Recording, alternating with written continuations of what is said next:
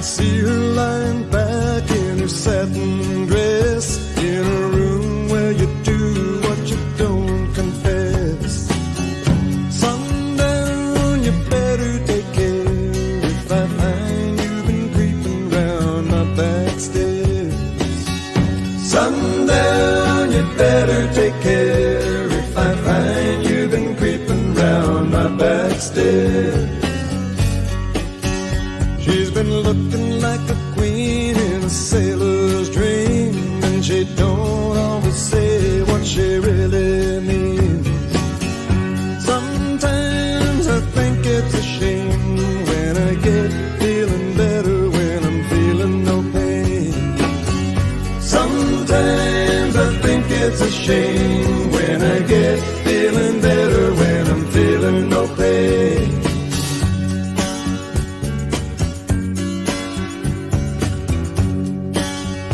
I can picture every move that a man could make. Getting lost in her loving is your first mistake. Sundown, you better take care if I find you've been creeping round my back stairs.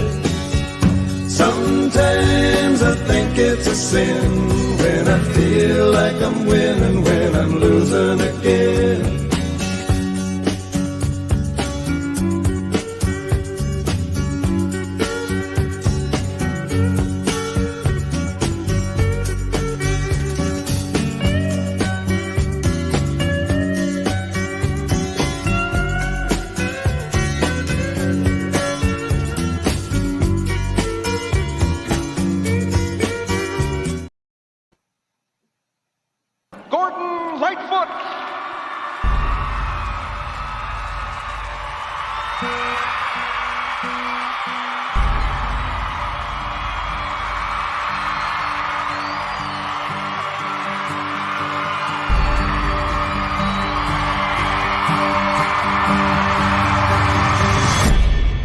He is one of the greatest examples of timeless singer-songwriter. If there was a Mount Rushmore in Canada, Gord would be on it. He's a Canadian national hero, but he also speaks with a voice for anyone. The melodies are so powerful, and he's such a good storyteller, and the combination of those things just really makes for a great song. I knew that I had to sit down and do the work. And then all of a sudden, one day I popped off with Early Morning Rain. That turned out to be one of my biggest, most important tunes. In the morning rain, with a door in my hand.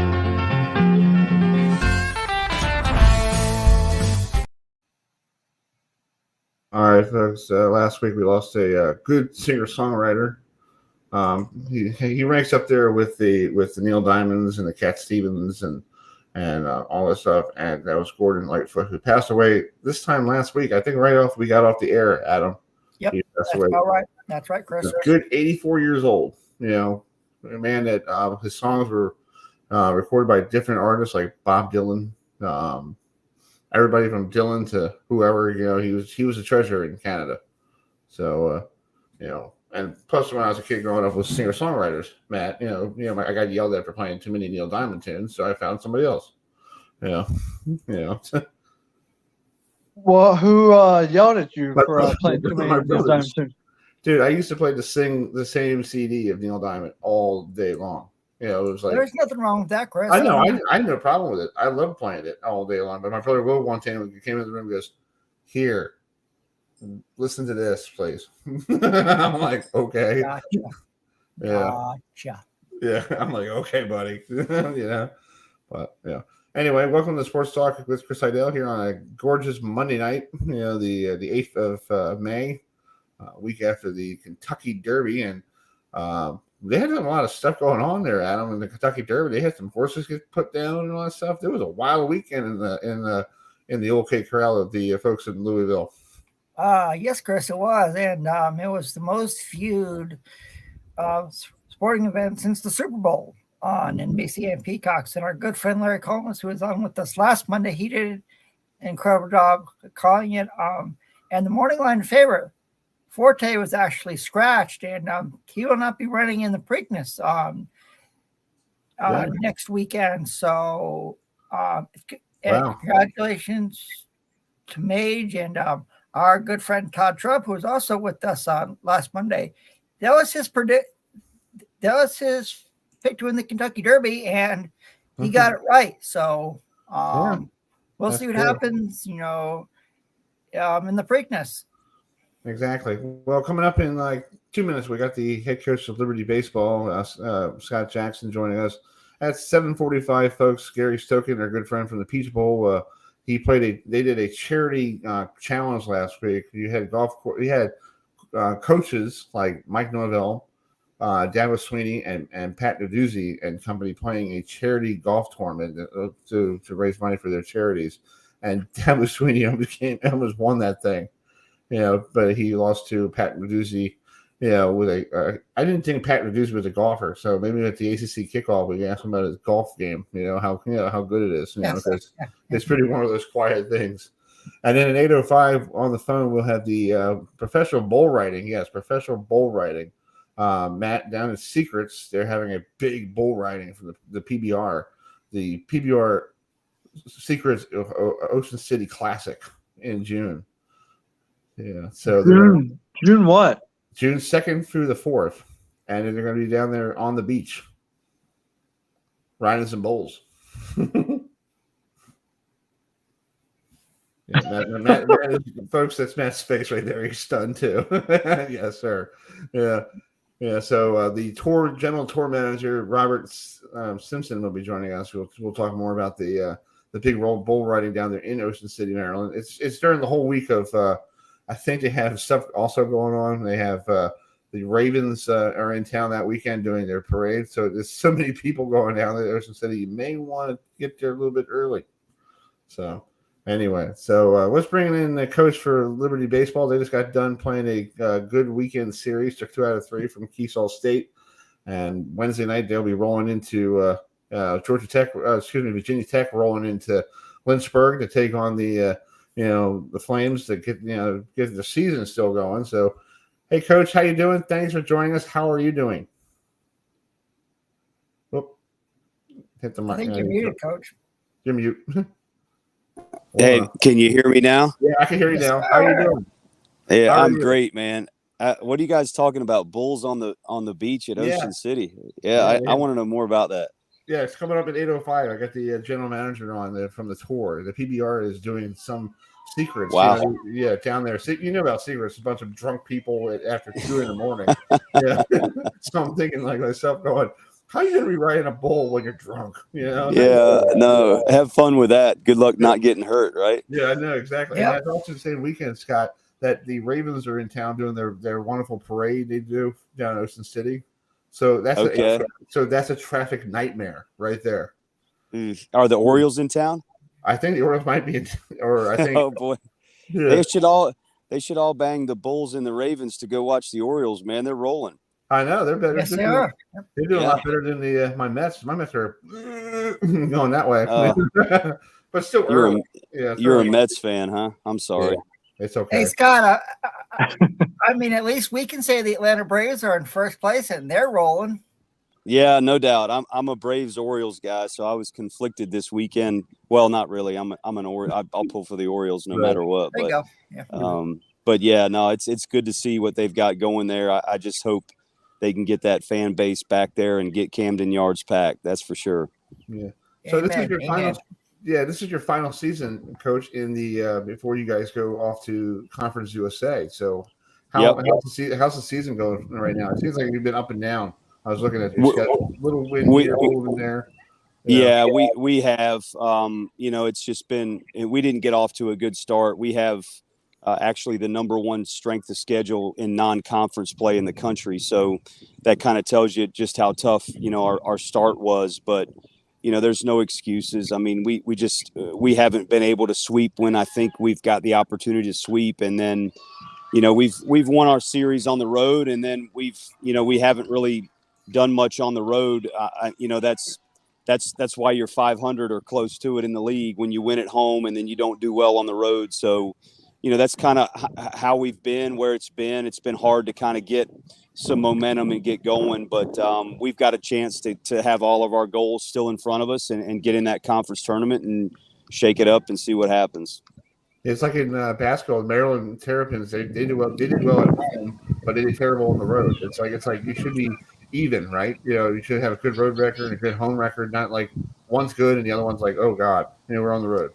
Yeah, no, I mean, we hadn't really, had a terrible weekend in our league until we went to Stetson and got swept down there. But we started the season, opened up at Southern Miss, and then we went to East Carolina. And so it was certainly a big challenge for us. And, that's how we schedule it here. We really schedule tough so that we have a chance to get in an at-large bid like we've done the last 2 years. And, this year hasn't gone our way. But like I said, all of our goals are still in front of us. There's different ways to get to the tournament than just that at-large bid. So we'll see what we've got left in the tank, man. Exams are over with, and that's usually a good thing when it's just baseball and no school. Hey, you got Wednesday night, starting with Wednesday night against Virginia Tech, who they're pretty little. They're struggling too a little bit here and there in the ACC. So it's not like they were like last year, hosting a regional. That was pretty exciting down there in Blacksburg.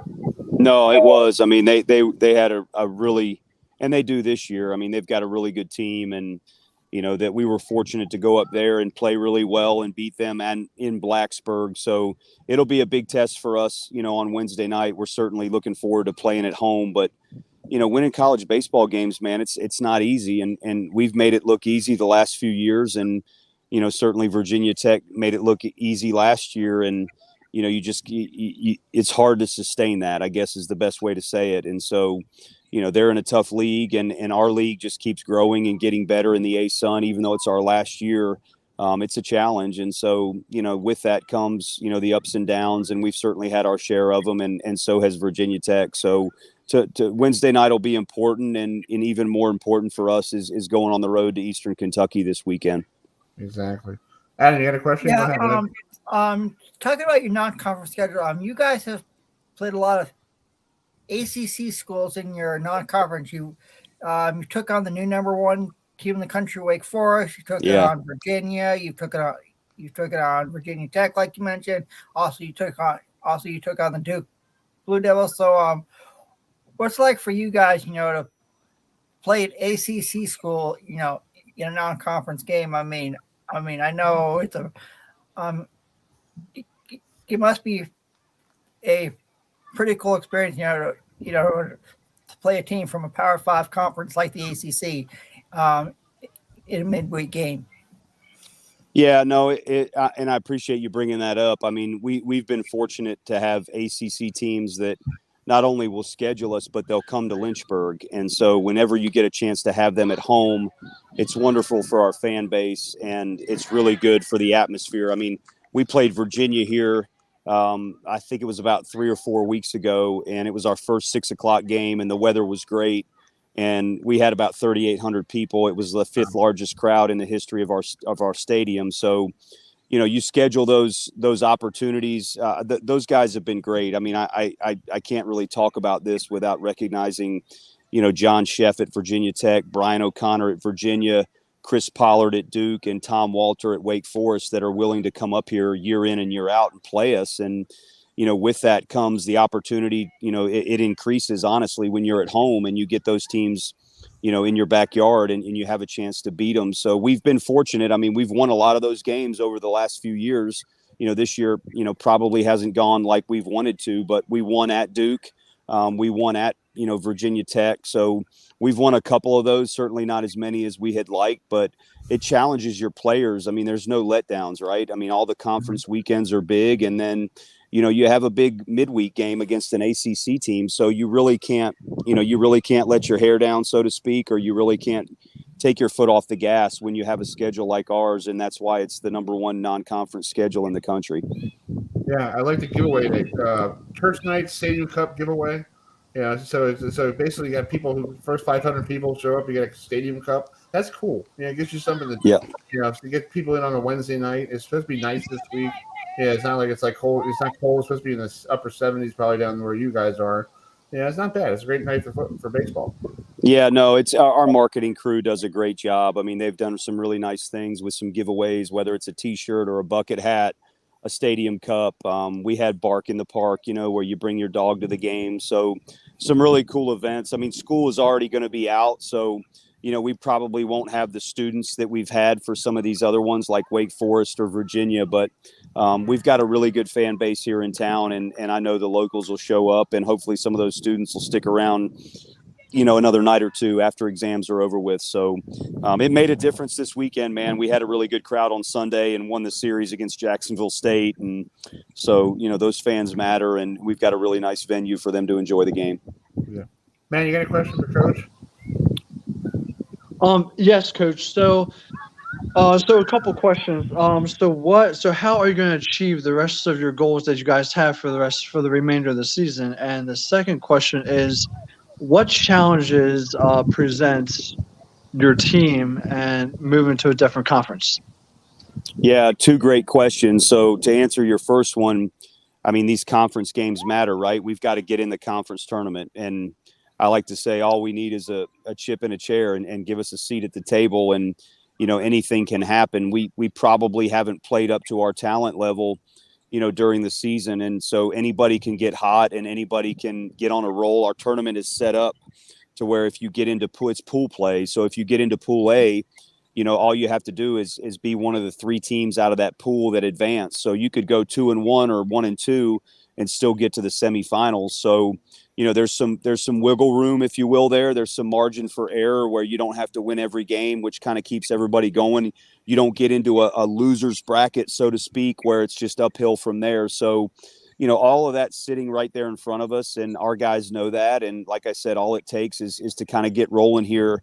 We've won this series at home against Jacksonville State. We have a huge series looming at Eastern Kentucky, and then we come home against Bellarmine. So it's all right there in front of us. I mean, when you can control your own destiny, that's what you want, right, at this time of year. So that's where we are. And then to answer your second question, it's going to be a challenge for us to go to Conference USA, where you've got Louisiana Tech and Sam Houston and Dallas Baptist and Middle Tennessee, Western Kentucky, FIU, New Mexico State. So there's some teams that I haven't ever played against in my coaching career that I'm looking forward to competing against. But with that comes some unfamiliarity with travel and style of play. And so, it'll be unique. It'll be like it was when we went from the Big South to the A-Sun, and you're kind of just feeling your way through it one step at a time. But it's wonderful for our school because we get into a group of 5 conference, which opens up a New Year's 6 bowl opportunity for, the football team, which, as you guys know, football is king and they drive the ship. And, it's going to be a challenge for our basketball team too. But I like the fact that all of our sports on this campus are going to be in that same league. And, it kind of gives you that brand identity to be in a group of 5, and who knows what's going to happen. We've enjoyed a lot of success across the board in our athletic department, and now this is the next step for us. So I think we're all excited about it. Well, it sounds like great times down there in Lynchburg, and hopefully next year we'll talk maybe a Conference USA title. I didn't go off to it. Maybe this time next year, and it's good things down there in Lynchburg. Everything. My parents went to Lynchburg College down there. Yeah, and they remember Liberty University as a small little school on the hill. Yeah, now it's a bigger school on the hill. Yeah, little different now. We've got 15,000 on campus, and our facilities are incredible. So it's a great time to be here. Exactly. Well, good luck this week against Virginia Tech, and we'll keep in touch. All right, I appreciate you guys, Chris, and go O's. That's right. Good. That's right. That's right. All right, guys. That's it. Take care. Yeah. Yes, sir. That's Scott Jackson, the head coach of Liberty baseball coach. They'll be on the road. They'll be home Wednesday night against Virginia Tech, 6:00. It's stadium giveaway day. You get that beautiful stadium cup, and it's church night down there as well. So, and one ACC school I'd like to see Liberty host is either North Carolina or Florida State. Oh yeah, I think that'd be great. Yeah, Florida State. You think about the rating. You think about. It could be one of the, the other 2 household names in in college sports overall. So, I mean, Florida State Liberty.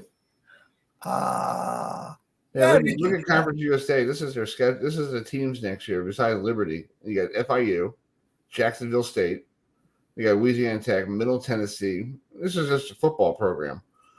New Mexico State, who was in a conference, and then they were independent. Sam Houston, who basically won the championship a couple years ago with Coach Casey Keeler, who used to be the Delaware coach. Yeah. Texas El Paso, and you got Western Kentucky, where only Willie Taggart was God, in Western Kentucky, Yeah.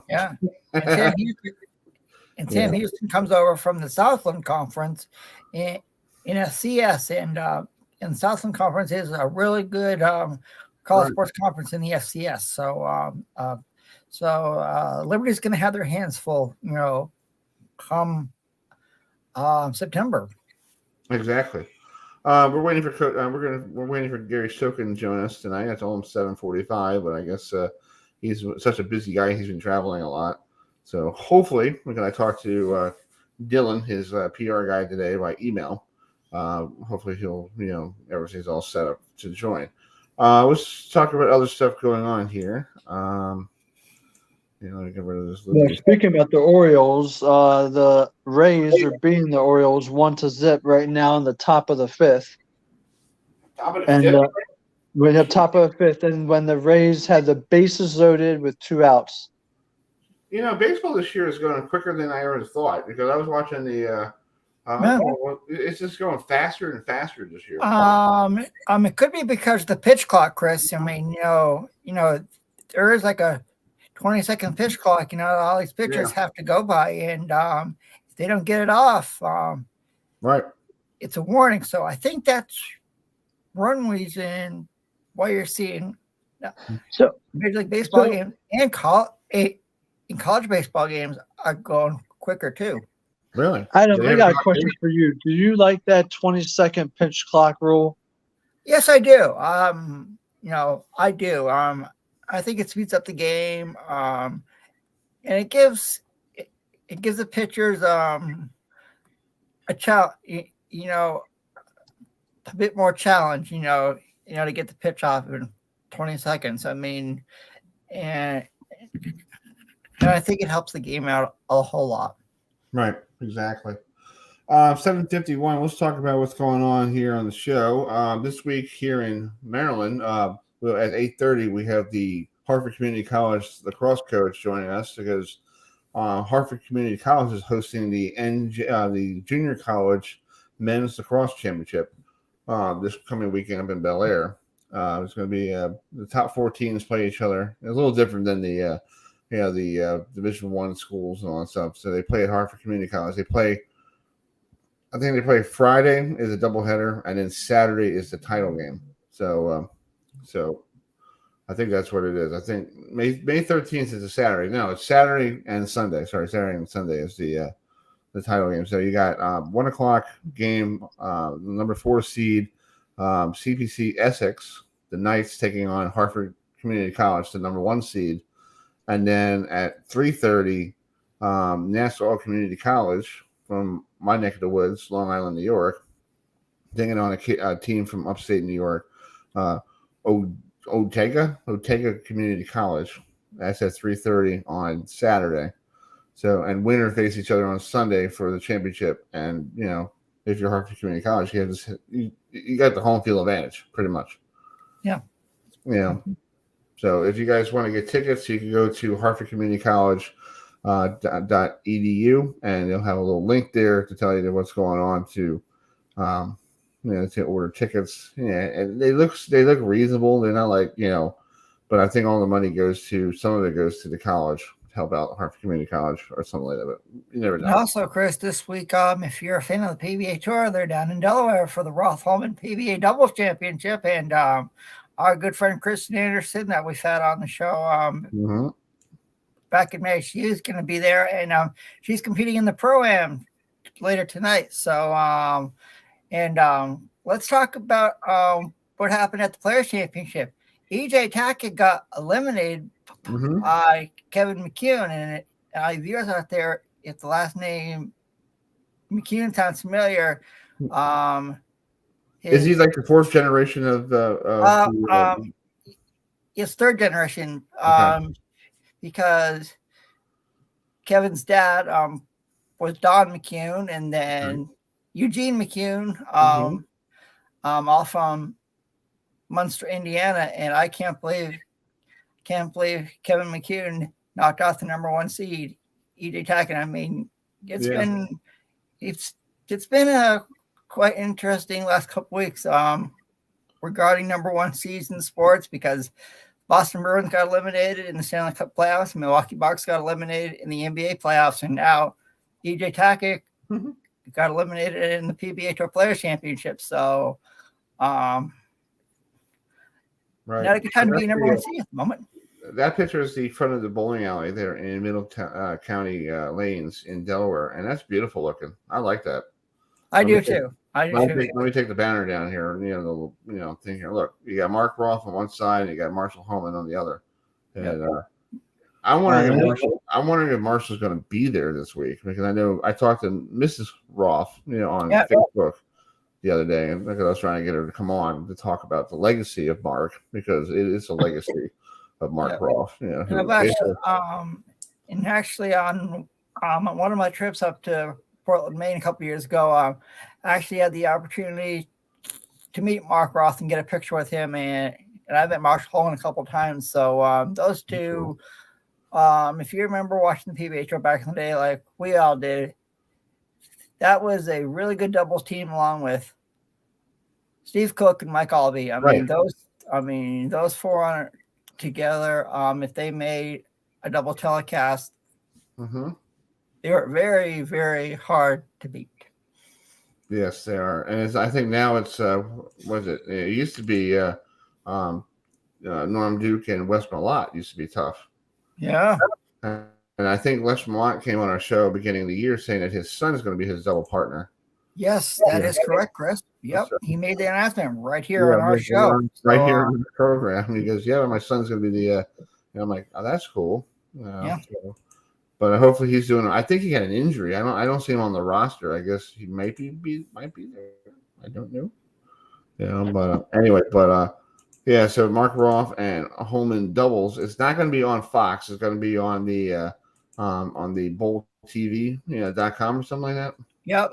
And our good friend Dave Lamont will be is part of the broadcasting team for Bowl TV, and he was up there yesterday with Randy Peterson and Kimberly Pressler on telecast. And also want to give a special shout out to John Fanta of Fox Sports. He was there. He came in for whoever was there. I think our friend Dave Ryan was doing a lot of lacrosse games this weekend. He was doing the Patriot League lacrosse men's championship for the CBS Sports Network. So that's why John Fanta was there. And I thought he did a really, really good job. So Chris, maybe sometime you can get John on the show and talk about. I reached out to him, but I got to get his email, because I would like to get him on and talk about, his, being in the bullpen, helping out, Yeah. I mean, he sounded really, really good. I mean, I liked him. I mean, hopefully he'll do more bowling telecasts in the future, but it's either Rob Stone or Dave Ryan. And next week I go on down to Jupiter, Florida for the Super Slam, and I'll get a chance to see our good friend Dave Ryan. Yeah. So looking forward to it. It's going to be next week? Hot. Is it next Thursday? I get on an airplane down to Florida, and it's going to be hot in South Florida. So yeah. Okay. So we'll get to you and I will talk about that. You and I, Adam, we'll see if we can get you on and do that like we did up in Portland. Yeah. It's going to be interesting. I'll be doing a lot of videos, so be sure to check out our YouTube page, where you'll see some videos that I've done, and you'll see. Thank you.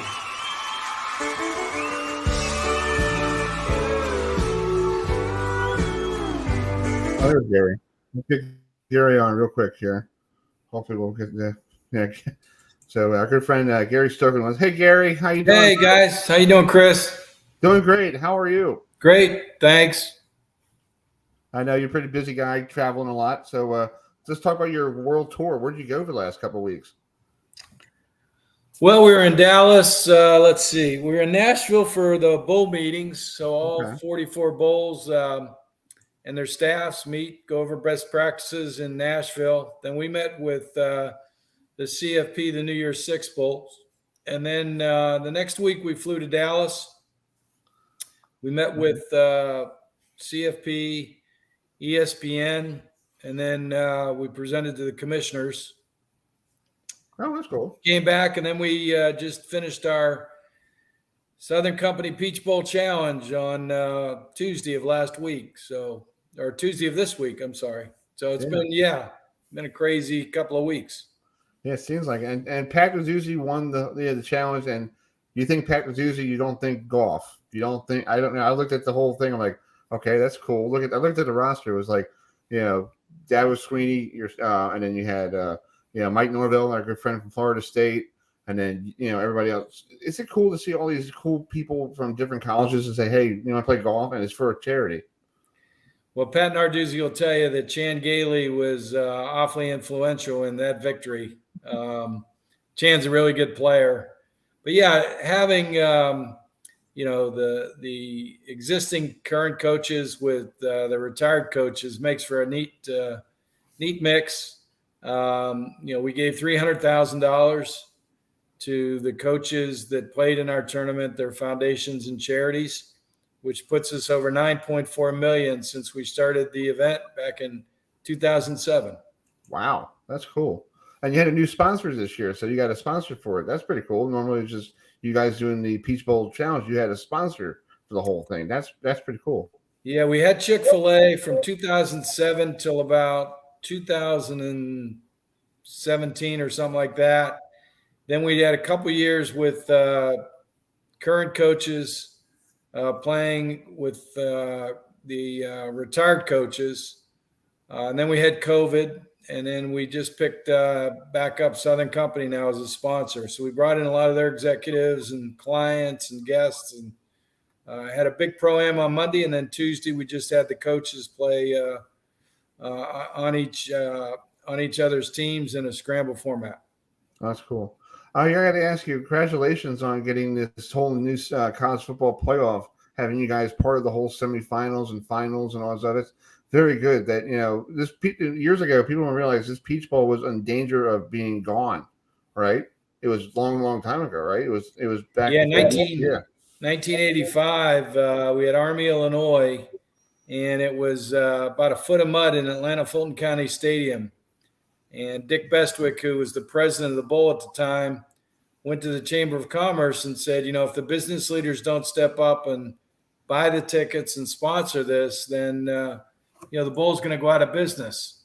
And so Ron Allen, who was incoming chair of the Chamber of Commerce and was CEO of Delta at the time, wrote a $100,000 check and told his CMO to get all of their clients to buy tickets to the bowl. They sold 3,300 tickets, and those two things really propelled the bowl to stay in business. And then subsequently, we've been able to bring on Chick-fil-A as a title sponsor, who is now the longest title sponsor in bowl history since 1997. And then, we went on to bring the Hall of Fame to Atlanta, start the kickoff game format, and elevated the bowl now to where we're part of the New Year's Six. So, it's been quite a run. Cool. Matt, you got a question for Gary? Go ahead. Yeah, Gary. Talk about the Peach Bowl from this past season. I mean, with Ohio State versus Georgia, which at the stroke of midnight, Ohio State misses a field goal, which some have said that it could be one of the greatest, if not the greatest game of all time. That's what some people are saying. So just talk about that game. Yeah, it was quite a night. We just saw the Georgia ring, and ironically enough, the Georgia players on the ring, they have the Peach Bowl on one side with a clock striking 12, and they have confetti coming down on the clocks. So that was pretty cool, but it was a heck of a game. Certainly Ohio State put themselves in a position to win. They missed the field goal. I think Marvin Harrison getting knocked out of the game really had a lot to do with it because he was having a tremendous game. To see performances like what he did and what Joe Burrow did back in 2019 in our semifinal game against Oklahoma that year. We've been a part of some really big games the last 10, 12 years, both in our kickoff format and our bowl game. But last year was our record season. We came out of COVID and we had Clemson and Georgia Tech on Monday night. Clemson was ranked number 4. And then we had Georgia, Oregon, and both were ranked in the top 10 to start the season. And then we finished the season with number 1 against number 4. So a lot of ranked teams playing 3 games in Atlanta. We had, sold out all 3 games. Tremendous financial impact to the city from a tax standpoint and economic impact standpoint as well. And then to have 22.5 million viewers view the Chick-fil-A Peach Bowl with Georgia, Ohio State in the CFP semifinal. That was one of the top 20 cable TV broadcasts of all time in cable TV history. So it was quite a game, and a lot of great things happened out of it. And we also, we gave $6.1 million to charity last year, which puts us at $61 million since 2002, making us the most charitable bowl organization in the country. That's awesome. And you said 22 million viewers for that Peach Bowl?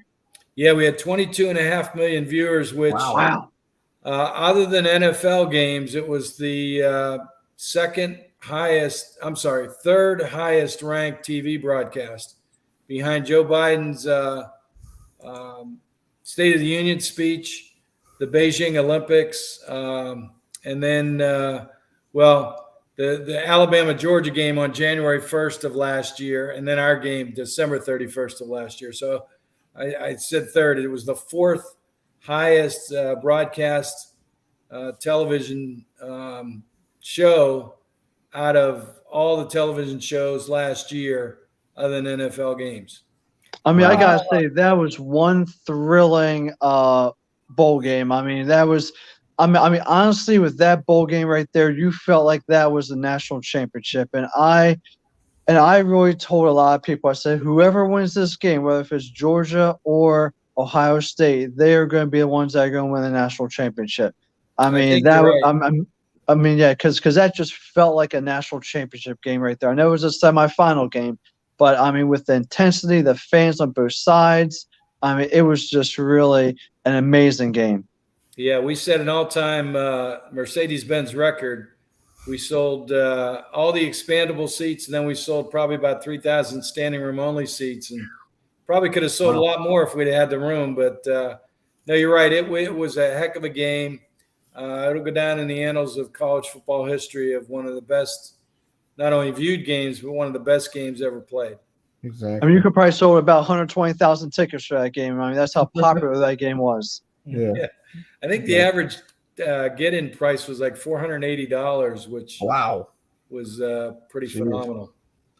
Well, Adam has the last question for you before we get that goes about, you said Chick-fil-A now is the longest sponsored bowl game with the Peach Bowl.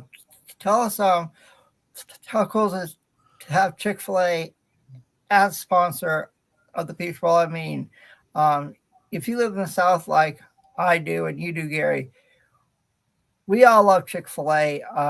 So tell us how cool it is to have Chick-fil-A as a sponsor of the Peach Bowl. No, you're right. We're very blessed to have Chick-fil-A as we call them a partner. They've been, with us since 1997. They had sponsored our golf tournament, sponsored our kickoff game. But I always say that their food is great, but their people are even better. Amen. Amen. They're just really good people.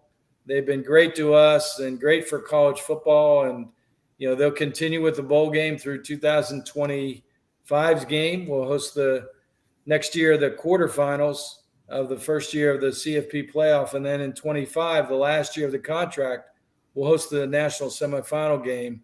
And if you look at 24, we open up with Clemson versus Georgia, which will be 2 top 10 teams. in our kickoff game. And then we'll have the quarterfinal game at the end of the year in the Chick-fil-A Peach Bowl. And then that January, we'll host the national championship game in Mercedes-Benz Stadium. And then the next year, we start off with South Carolina, Virginia Tech, and Syracuse, Tennessee in our kickoff games. Wow. And then host the national CFP semifinal in the Chick-fil-A Peach Bowl. So some great games coming up over the next couple of years in Atlanta. And that's why a lot of media call us the capital of college football. Exactly. I'll agree with that. Because I love going to Atlanta, to go watch Atlanta Braves game. So hopefully one day I can make it over to the College Football Hall of Fame. I've been to the Naismith Hall of Fame. Yeah, it's a great experience. I need to get there. That's you need to go visit that. If you're a college football fan, that's a must do when you're in Atlanta. Yeah. Thank you. All right, Gary, thank you so much for coming on. We'll see you in July, hopefully, in some media event, maybe the ACC or the Big Ten, or we might see you both. I'll keep in touch with you, okay? I'll be at both, and we'll look forward to visiting again, Chris. Yes, sir. Yes, sir. All right, Gary. Thanks so much for having me, guys. Yes, sir. Thanks, Gary. Bye-bye. Take care. All right, folks. That's Gary Stoken, the president of the Peach Bowl. We're a little behind. Let's bring in the bull riding. They're having a big event down in Ocean City, Maryland, this coming June, starting up at June 2nd through the 4th. We have the tour general manager, Robert Simpson, on the show with us. Robert, are you there? I am. Hey, thank you so much. Thanks for taking your patiently. We were talking to some college football in Atlanta, so I guess bull riding, they go all over the country. So what's the big popular place for bull riding? Well, we do about 60 events for the first 4 months of the year up until now, and then we do another 60 events from now until November. So 120 markets over the course of about 10 months. So yeah, you can pretty much catch PBR anywhere, but there's some special ones. But yeah, every major market in the U.S. we have an event in. That's cool. So talk about this event coming up down in Ocean City, Maryland, on June 2nd through the 4th. They're going to be riding on the beach, so bull riding on the beach. So this is going to be very interesting to watch because normally we see a lot of weirdos around June going to the beach. Yeah, normally you see, but you got bulls, the bull riders, bulls going around the beach. So how did this all come about? Well, we have a couple of partners that we had hired in the past that lives in Maryland. And, they came up to us with the idea, said, hey, what about bucking bulls on the beach? And we're like, what do you, okay. And so last year, we did it, and it ended up being a phenomenal success. I mean, jam-packed stands. Everybody in Ocean City, was very welcoming to us, and we came in, did the event, and of course had a lot of momentum. And it was like, you know what? Well, we're going to go back next year, make it bigger and better, which we have. And so, yeah, so we're back for year number 2 there. And it's pretty unique. We don't, we pay Madison Square Garden and, at the Staples Center in LA and, all across the country. And so this one, special build, being on the beach. So we pretty much build the whole footprint from literally the pavement up.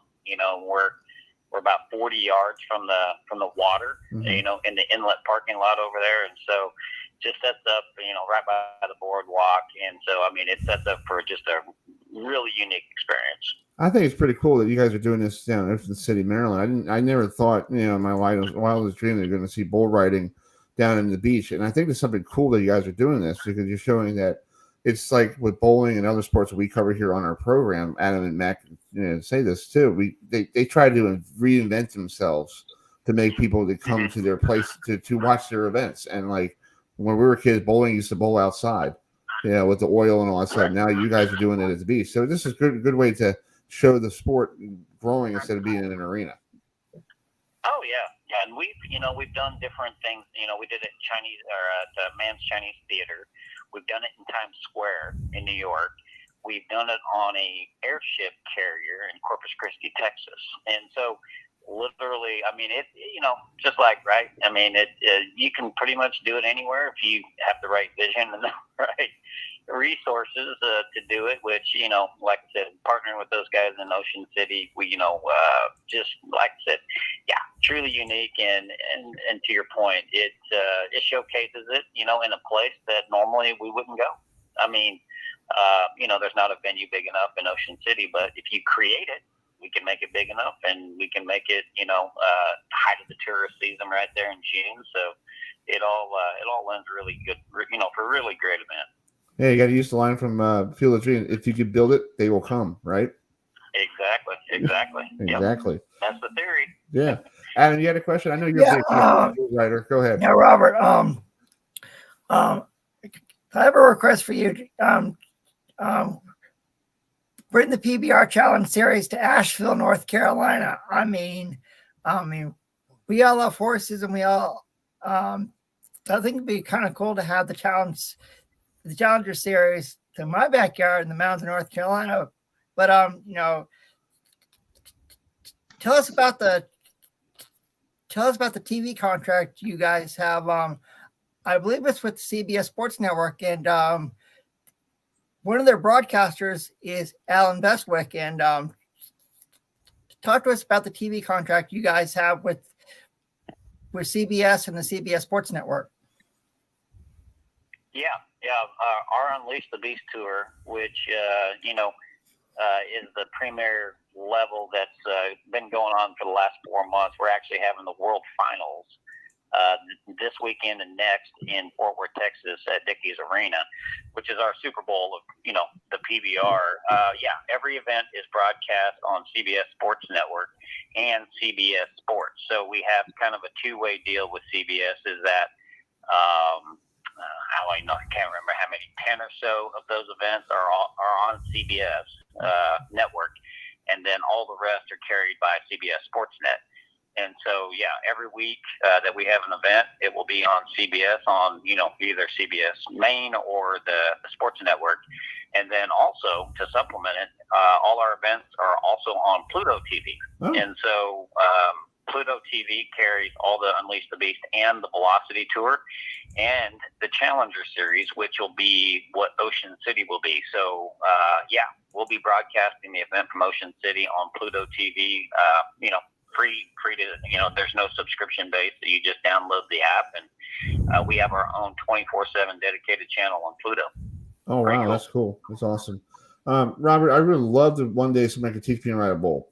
Except for that mechanical thing when you have it at a bar. I want to try the real thing, but it's dangerous. People don't realize it's very dangerous because these horses are are trained to, throw you off, and they could really, put a toll on you.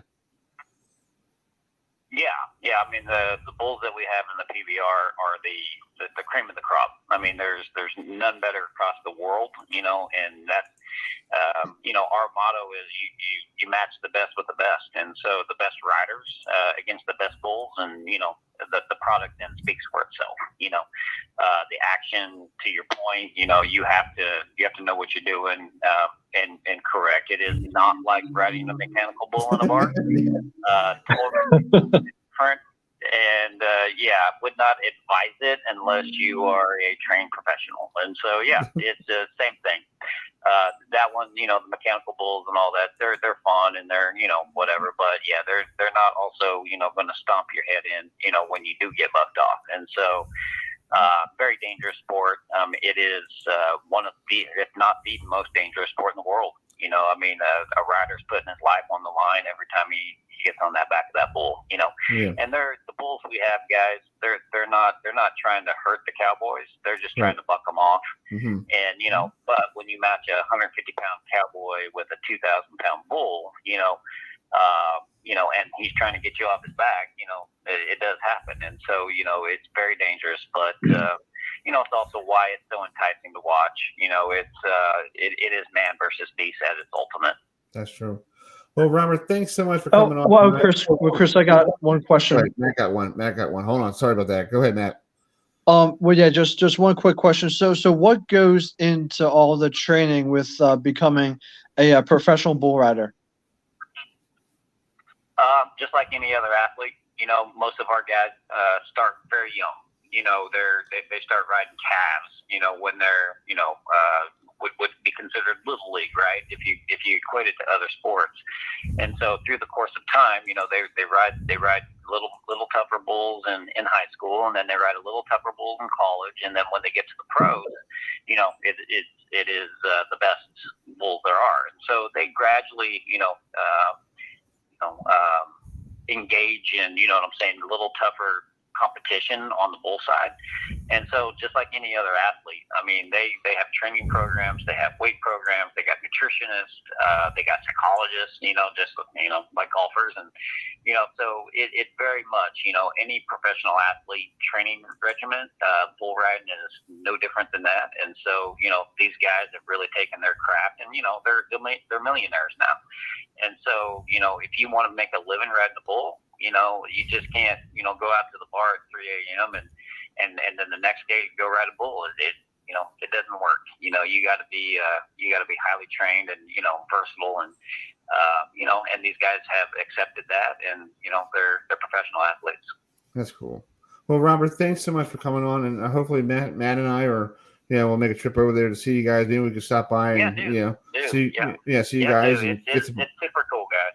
Yeah, you do need to come out, and especially outdoors like that on the beach. It's a great experience. And like I said, we added 2,000 more seats this year because last year we sold it out 3 perks. And so literally, it's going to be a great time. That's cool. Come on over. Yeah, we'll make a trip over. And thanks for Mrs. Albert to get you on, and we'll talk to you down the road. Okay. Sounds great. Thanks, guys. All right, man. Thank you so much. All right. See you. Bye. All right, that's the general manager of the bull riding, the PBR.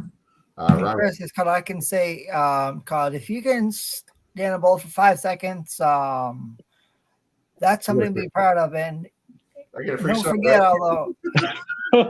forget, guys, if you watch the PBR event, they also have rodeo. They also have clowns, that go inside. They go inside the barrels, and thankful for the clowns. Let's play a video. This is from the folks from the PBR we were playing during the interview. It's June 3rd through the 5th down in Ocean City, the Ocean City Classic. Look at that! Whoa, hello, Chris. Well, how long do you think you would be able to stay on a live bull? If my girlfriend lets me go on a bull, I don't think so. She might look at me and think I'm a crazy nut job. Well, but how long do you think that you could stay on one? Maybe for maybe 2 minutes or something like that, and before I get thrown off and and run like a little girl, get out of there. Yeah, I mean, it's called probably a second, because like Robert said, those athletes. Those guys, it's incredible what they do. I mean, I remember watching bull riding back in the day, and it's like, it's a cool sport. Yeah. But you got to be trained. I mean, trained like really, really, like a lot of years training. So, pretty cool to have Robert Simpson from the PBR tour join us. And we'll do is that week, Matt. Maybe that week of June, weekend. We'll take a trip over there, you and I, and see what it looks like. Yeah, I've never been to a PBR event. Have you? Well, Chris or Ann, have either one of you? No, I've never gone. I have these guys on. I have never been to one because I didn't want to go. They used to have one down in Baltimore City at the arena, before they remodeled it all. And I'm like, I'm not going down there. No, thank you. But if we go to the beach, I think that'd be cool because that's on the ocean, and you get and they have the elements they have to play with the wind. But it's going to be in an arena, correct? Or no, am I wrong? Outdoor arena. Oh, wow. Yeah, that will be definitely. You're like, oh, wow. Well, that's going to be much different because you got battle with. I mean, what happens if it's raining or something? Well, you got to deal with the elements. I guess they have. Yeah. I guess the rain. They might have a rain delay in the bull riding. Well, I don't think that the bulls are going to appreciate that. No. Yeah, you have Mel Allen going like, "Yes, folks, we have a rain delay." But that's just so. This is the second year of the PBR event in Ocean City. Yeah, second year. I didn't know about it until I saw something on Facebook. I'm like, That's pretty cool. Let's talk about that idea. Yeah. Yeah, that's. I mean, and one plus it brings more tourists, and because you got different people that are interested in PBR. Like I know none of us here right now are watch PBR and stuff, but I mean, it definitely brings in like PBR enthusiasts and stuff, which is great for the city, for the town. I mean, it brings in more revenue for the hotels and the businesses and the restaurants and yeah. So I mean, it's really good because you're getting different events and events into Ocean City. So that's really good. Yeah, and plus on that weekend, like I said, they have the Ravens weekend. That's the same weekend. So the Ravens do that parade thing, through Ocean City. They have all the cheerleaders and former players, and they walk around. They've been doing this since the Colts. The horseshoe. Yeah, we don't want to bring up the Colts here in this house. Yeah. You might be eating outside for tonight. Yeah, I might be sleeping with the deer. Yeah, you might have to come over to my place, Chris, and I can feed you. Yeah, that's pretty funny. Jeez. So folks, it's March 8th, and on this date, and I gotta say, on this date, I found something today. Where is it? On this date in hold on a second. Frank Robinson on this date hit a home run that basically went out of the entire stadium at Memorial Stadium on his date in 19. Let me see what the year was.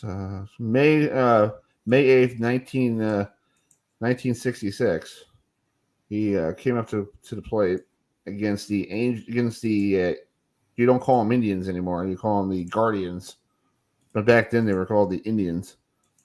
He took a Louis Tion pitch, Matt, and sent it out of the whole entire stadium at Memorial Stadium. Went out. Wow. Yeah. So here's a little highlights of here's Frank Robinson when he was with the Reds. A little home run there. He was a very good player with the Cincinnati Reds. Here off of Doc Ellis in the outfield, but he hit one on this date in 1966 completely out of the stadium, out of Memorial Stadium. And that's why they had that flag, Matt, and said here. That's where it was. It landed outside the stadium. Nice. Yeah. Wow. And I was reading also today, Mo Vaughn from the Red Sox almost tied him. He almost hit one out of Memorial Stadium in 91, 92, but he fell 3 seats short. Wow. Yeah. I remember when Mo Vaughn was with the Red Sox. That guy was a badass, Mo Vaughn. Number 42 with the Boston Red Sox, Mo Vaughn. I remember watching it. Mo Vaughn used to crush the Yankees. I mean, yes, he did. I used to cringe every time he got up at the plate. I was like, you know what? Just like walk the guy, because he would always get some kind of hit or double or home run or something. Yes. Yeah. Hey, on this date in 1996, the Doctor. Doc Gooden wins his first AL game, beating the Tigers 10-3 with the New York Yankees. Yeah. I still can't believe he was a Yankee. I mean, he looks weird. He looks weird in a Yankees uniform. I was just looking at the video. I'm sorry. He's blue and orange. Yeah, he's He'll always be with. Yeah, he's always. All I always remember as his blue and orange. Did I tell you guys the story about I met Dwight Gooden at Citi Field? When I was in the press box. This is years ago. I came downstairs to get something, for the press box, and here's this gentleman, long Yankee, long, skinny, looked like he needed to get something in his system before he passed out, food wise. And I'm like, I go up to him, I go, "Are you Dwight Gooden?" He goes, "Yeah, I'm Dwight Gooden." I'm like, "Oh, nice to meet you." And I was sitting there talking to him, just off the mic, not interviewing him at all, just talking to him, and he was the nicest person that I had a conversation with. Nice. Yeah, he was like not an idiot, not an ass or anything. He was like really down to earth, and he's like, and I was like, "What, are you here to watch the game?" He's like, "Yeah, I'm waiting for my buddy to give me a couple tickets." I'm like, "Oh, okay, that's cool." Yeah. So, yeah, I told him my brother and I watched him pitch that no against Seattle, at Yankee Stadium. He goes, "Well, thank you." He told me, "Thanks, man. That's appreciated. It makes me feel good that I pitched that no." But that night, Matt, his stuff wasn't that good. He walked like 6 or 7 batters. One point Joe Torre was thinking about taking him out. Yeah. But he still got the no. Yeah, because his dad was in the hospital and he wanted to do it for his dad. Mm-hmm. Yeah. I mean, he was a good pitcher. I mean, on the baseball field, the baseball diamond, he was effective. Yeah, exactly. For the most part. Yeah.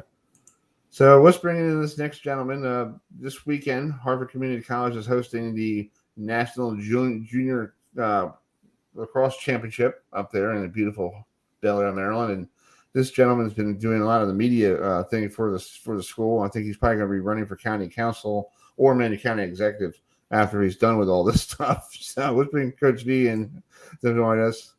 Hey, Coach, how you doing? Good. How are you? Yeah, you were doing a lot of media work last week. I was like, you were on one of these pressbox.com. You're on this show, that show. Are you running for county executive? Yeah, right. It's my political profile right now. Yeah, you're like, besides kissing the babies and all that stuff, Of course. So just talk about this big weekend for Hartford Community College, because normally if you say Hartford Community College, you don't think national championship games. This is the first time the junior college is actually coming to a campus, right? Well, they've done it before, but it's usually been in New York. So it's been a while since it's been in Maryland. I think the last time they had it in Maryland, it was at CCBC Essex in 2015. So it's been a little while, but we so they have all the schools. They gave us the opportunity to bid on hosting. And our AD bid on it, and we got the bid. So here we are. But we've been in the Final Four. This is our 4th straight year going to the national championship, Final Four, and we went to the championship game in 21. So I think it's really just a sign that we're getting good backing here from the administration, from our department, and they want to help bring this to light and try and get as many people out as we can. We're really excited. Yeah. I remember going to Hartford Community College years ago, and it was funny that, the people didn't know there was lacrosse there. They didn't know there was baseball there. They didn't know anything. My brother called it Bel Air High School Part 2. Yeah. Yeah. Like you just go to Hartford Community College and go home, and everybody from Bel Air High School and all that stuff. But now they're changing, they're building a new building, and they have partnerships with Towson University. So it's making it such a great place for people to start their education.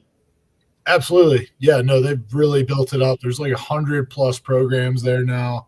There's probably like 15 different buildings on campus, nice and wide spread out. And, the facilities here are awesome. I mean, they're really I'd say in a lot of ways they're NCAA, like D1 caliber in many ways. So they take really good care of us. And yeah, I mean, you're right. It's still a great option for all the county kids. But there's a lot of, I think with athletics, we're bringing a lot more guys or girls from out of county or out of state. So it's really becoming like a destination for everyone. Yeah. And plus, like you said, you're in Hartford County. So a lot of kids who don't know what they want to do, they could go there for 2 years and transfer. You had some people who were playing from Maryland this past week, down there in College Park. So they get a good education and go play 2 years with you. You get them a good recognition, and they go play in D1 lacrosse somewhere. Yeah. Yep. Absolutely. And that young man in particular, he's from Canada. So wow. Yeah, he came a long way. So it's like it's like the investment, and kind of like betting on yourself a little bit, but kind of trusting in us at the same time. And yeah, I mean, we've had a number of guys go to Division I, but we've had a ton of guys go to just all levels the last several years. Yeah, how did you get somebody from Canada to come to you? How did you sell? Hey, do you want to come to Bel Air? Yeah. Because there's like, you're in a county seat. You got everything. You got stuff in Aberdeen. You got places to go to. How did you sell it to them and say, hey, you want an apartment too? I don't know where you can find one, but we could get you one. Yeah. Well, I mean, it's literally like, he was kind of recruited during COVID too, so he didn't even visit. It was kind of wild. We did like everything was over Zoom and all that. So it's just, I think a lot of it is the kids that want to get the opportunity to come here and, play lacrosse in Maryland. And I mean, there's just tons of programs around here. And, to a kid from Manitoba, Canada, to hear about Baltimore, Maryland, they look at it in a way where it's like, whoa, that's like, the promised land. I got to go there if I want to get recruited somewhere. So that has a lot to do with it. And then we've just, I think, the school, once somebody is able to see it and visit it, I think it kind of sells itself, especially with the facilities and everything. It's really nice. And, we just have great support here. Well, Matt, I know Matt, used to be there at Hartford Community College with me. So, Matt, you got a question for Coach? Yes. So what does this mean for Hartford Community College's men lacrosse to be a part of the championship game? Yeah, it's I think what it means is, we've kind of been in it for the last 4 years. So I think it's just kind of we've sort of cemented ourselves as like one of the big players in the game and a contender. And if we can win it on our home field, gosh, that'd be amazing. It'd be our first national championship. It's something that, it's kind of like almost seems like a dream, but, it's very realistic. It could happen. We're the number 1 seed this year. And, we were the number 1 seed last year. We kind of blew it in the semifinal, but, we got a lot of guys back from that team that are really motivated and they want to do something special. So I think it's huge to be able to do that on our home field too. I mean, to us, it's going to be like a home game with a little more extra oomph to it. But, every year that we've done it in the past, there's a lot of logistical things you got to go through for that whole weekend. The travel, there's like a banquet the night before. You got to schedule a practice time on the field you're playing on. So there's a lot of things that we would normally have to go through that when we're hosting, it's kind of made easy for us. So our guys can just focus on playing lacrosse. So it's really, it's important to our guys to want to get it done on our home field for sure. Yeah. When also talk about how special it would be if you guys did win it on your home field.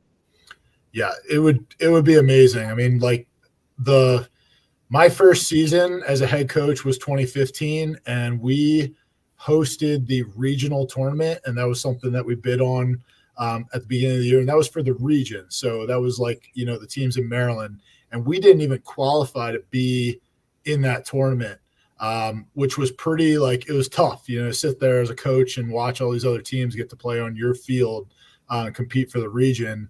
It was definitely, something that, made us want to get to a higher level. And so here we are 8 years later, hosting the national tournament, and we're in it, and we're the number 1 seed. To be able to win it would just be an amazing feeling. We have a lot of alumni coming out, a lot of people in the community that support us, and we want to do it for all of them. I mean, there's been a lot of people that have put a lot into this over the last 8 years, and it would be special to do it for all of them, make them feel like they built it into what it is. So we want to do it for them just as much as we want to do it for ourselves. Yeah, me being an alumni of Hartford Community College, this is pretty cool.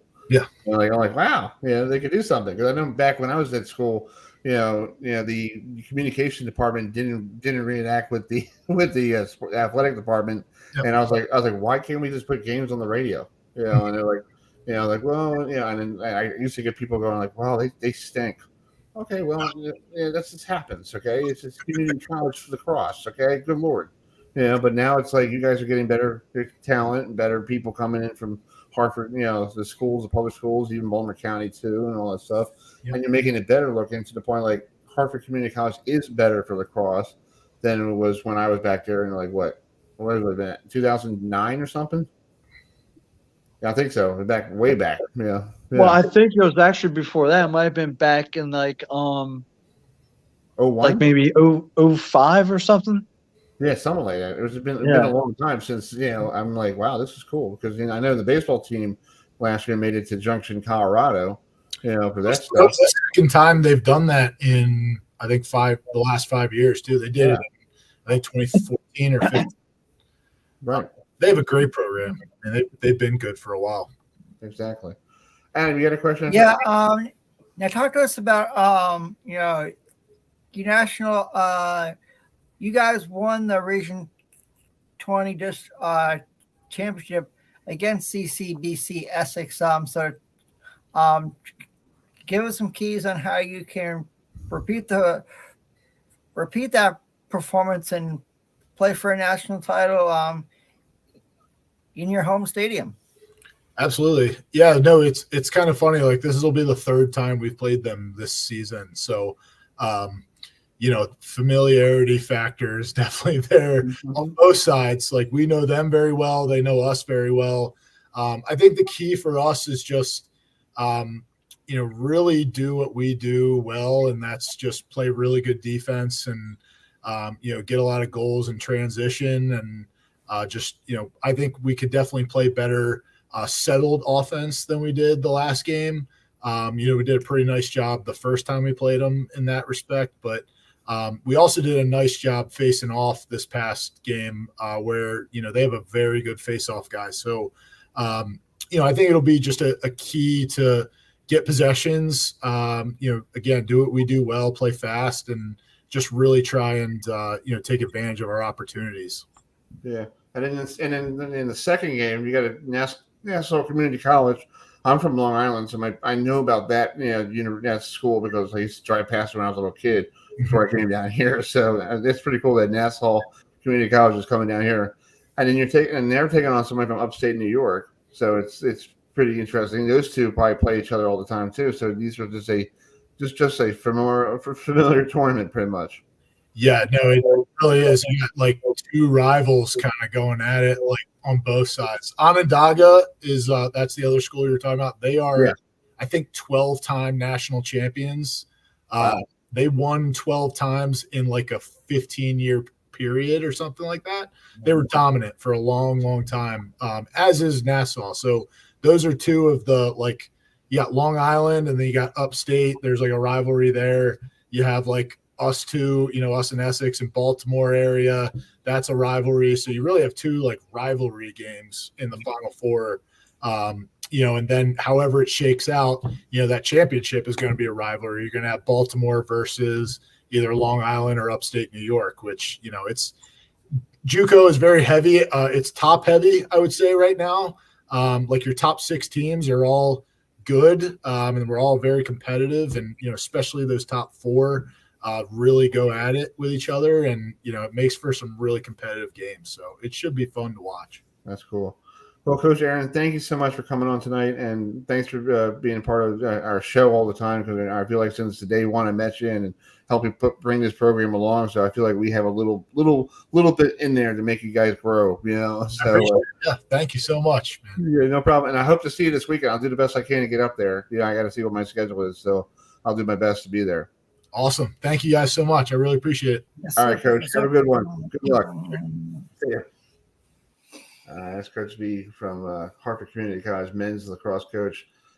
Starts on Saturday. Beautiful weather, Adam, up here in Maryland. It's supposed to be in the 80s. Good day for lacrosse. So it's called spring is now officially arrived. It's been weird. Thank God. After last week, it was like freaking 55 degrees cold. And I know. And we had snow in West Virginia. My parents sent me a text message today. One place in Clarksburg, West Virginia, had 20 inches of snow. When was this? Last week. 20 inches of snow. Yeah. Yeah, because they had that. Remember, we had all that cold garbage that came from. Well, yeah, I know, but there was no precipitation, at least here. Wow. Yeah, let me bring it up real quick. I have it on my 20 inches of snow. Yeah, Clarksville, West Virginia. Parts of West Virginia saw unusual late snow in places they had record-breaking amounts. Canyon Heights in Tucker County and Snowshoe and Pocahontas County both had surpassed their record snowfalls only in the first week.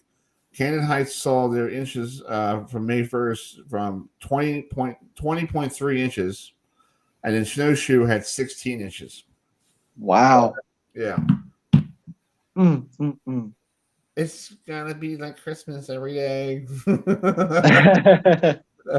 So, let's bring in our good friend Jack Nixon, who is the voice of the Aggies of New Mexico State. They're moving into a new conference this year in a month, so we're going to see the status update with him. So let's bring in Jack here, who was on our program a long time ago. Hey, Jack, how you doing? Doing great. How are you? Not bad. So this is one more month until you guys are not independent anymore, and you're in Conference USA. So what's the feeling like around there? How's everybody getting ready for July 1st? Pretty much. Well, we're pretty happy. We've actually we've been in independent in football. In other sports, we've been in the Western Athletic Conference, so we haven't been independent in everything. But football, of course, being the most popular, but the most significant sport in the NC2A, it's good to be in a conference. So we're very happy about that. I think that everyone feels like New Mexico State is coming in at as good a time as we've ever had as in our football program. And so I think that's a plus. The other schools in the league, I would say, in terms of budgets, are probably swimming in the same depth of the pool as New Mexico State. And so I think there's reason for optimism. Plus, as maybe you could see, we're coming off a bowl victory, which comes around as often as Haley's Comet out here in Las Cruces. So we've got that momentum too, and we're very happy to have Coach Jerry Kill back, because he's the guy that he and his staff, the ones that got it going. So we're very optimistic and very happy. And you guys are 4-0 in bowl games. I was looking at the stat. I think it's like you're perfect. I'm like, nobody's perfect in bowl games. Yeah, there's always somebody like 1-4 or 2-4. You guys are perfect 4 times, 4 wins. Perfect. Well, we did tie one. We tied one. Okay. Yeah, but no, we have not lost.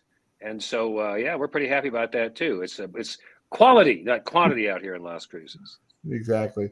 So going to being in, the football program went from different conferences. They were in the Sun Belt for a couple of years. They were independent. Now you're in Conference USA. What's the difference between those conferences? What did Conference USA bring to you guys? Say, hey, we'll make your life a little bit better now. You can play in Liberty and all that stuff. And you were here last year playing Liberty. Down in Norfolk, right? Yeah, we put one on them too. Since I've been here, which is now this will be my 44th year. When I came here, the Aggies were in the Missouri Valley Conference, and then the Aggies went into the PC2A, which became the Big West Conference. Then they went into the Sun Belt Conference, and then they went into the Western Athletic Conference, and then the WAC dropped football. And also, they had a lot of the membership leave, and then no one wanted to play football. And so then we became an independent, and now we're going into Conference USA. And it took so long to get through that. I'm not sure I remember your question. But I think that the advantages, was that what it was? What's the advantages going to a new conference? Yeah. Well, you can play for a conference championship. You have bowl tie-ins, before. In the Aggies have gone to 2 bowls in the last 5 years, since 2017, and that was, but it was sort of by the fact that the bowls needed teams. And first in 2017, Aggies went to the Tucson Bowl and brought 20,000 fans. And then last year we went to Detroit. Not quite as many fans went there. Right. The day after Christmas, and of course that would be a long trip. But anyway, but because last year, and this was Providence, I guess. NMSU was 5-6. We had a game canceled. They had a game canceled with San Jose State. San Jose State had a player, unfortunately, pass away the night before the game, so that game was canceled. So the Aggies beat Liberty and roll them up good there in Lynchburg, and then they're sitting at 5-6. Well, the argument was that, well, if you're going to take teams that are 5-7, 5-6 is a better percentage than 5-7. And the NCAA said, yeah, I guess you're right. And plus, they also allowed the Aggies to add a FCS team, which did not. It was Aggies wound up 6-6, beating Valparaiso, but they had been given the bowl slot before that. Again, the point of this rather drawn out analogy is that in the conference, Conference USA has 3 or 4 bowl slots for their teams. And so if the Aggies have a good year, they'll be in line for one of those. They don't have to wait on the courtesy of strangers to let them into a bowl and hope for the best. So that's probably the biggest thing. There's more money. Conference USA is one of the major conferences that's, I believe they're part of the, I may not get this right, but they're at the table with the other major conferences, so there's more of a payout. And plus, coincidental to that, Florida Atlantic doing so well in the NCAA tournament, that generates more money for the conference for the next, I don't know, however many years out of that. So that's kind of a little extra bonus for that. But I think the stability and having games, I mean, for the last, let's see, 5 years, Aggies have had to scramble around to get games. It's hard to get games in November because everyone else is in conference play. And so that's difficult. So now NMSU always plays University of New Mexico every year. 8 conference games, UNM, they always play what we call a bye game, a game against an opponent that pays you a big guarantee. And then they can get in an FCS school and then get maybe a home and home with a UTSA in North Texas, someone like that is comparable. So this helps the scheduling quite a bit. So there are a number of advantages to Aggie football: stability, money, and just making it easier to get through the year, not having to worry if we can get a full schedule, in 2 years from now. So a lot of stuff good coming our way. Adam, you got a question for Jack? Yeah.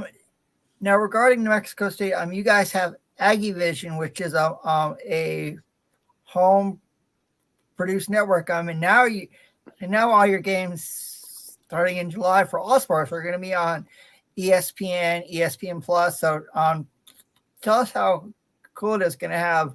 You go from Aggie Vision to now ESPN Plus, where people who may not have ever seen New Mexico State, now they'll get a chance to see all your facilities and all your sports being televised. Well, that's a huge plus. Instead of being regional, we'll have more of a national reach. Some of the basketball games were on ESPN Plus last year, but this will just be more, and I guess the other sports will be as well. That is how you reach people these days. And obviously, if someone in Baltimore or the Northeast can sit down and scroll around on their channel selector and see, oh golly, there's New Mexico State. That fascinating guy Jack talks all about it on Herb FM. Let's watch that game. I'm sure that's what goes through their minds. But it's you never know. I mean, maybe there's a booster who reconnects and decides to give a big wad. Maybe there's an athlete who says, Dad went there. This looks like a pretty cool place. Or maybe it's just people who like your team. Yeah, you can't underestimate that value. Yeah, that's true, and hopefully we help you market your program. We hope we get some more people here in the Baltimore area going, oh, New Mexico State, we'll go see them down at Lynchburg. Yeah, we'll go down there. On September 9th. We'll go down there. That's good. Mm-hmm.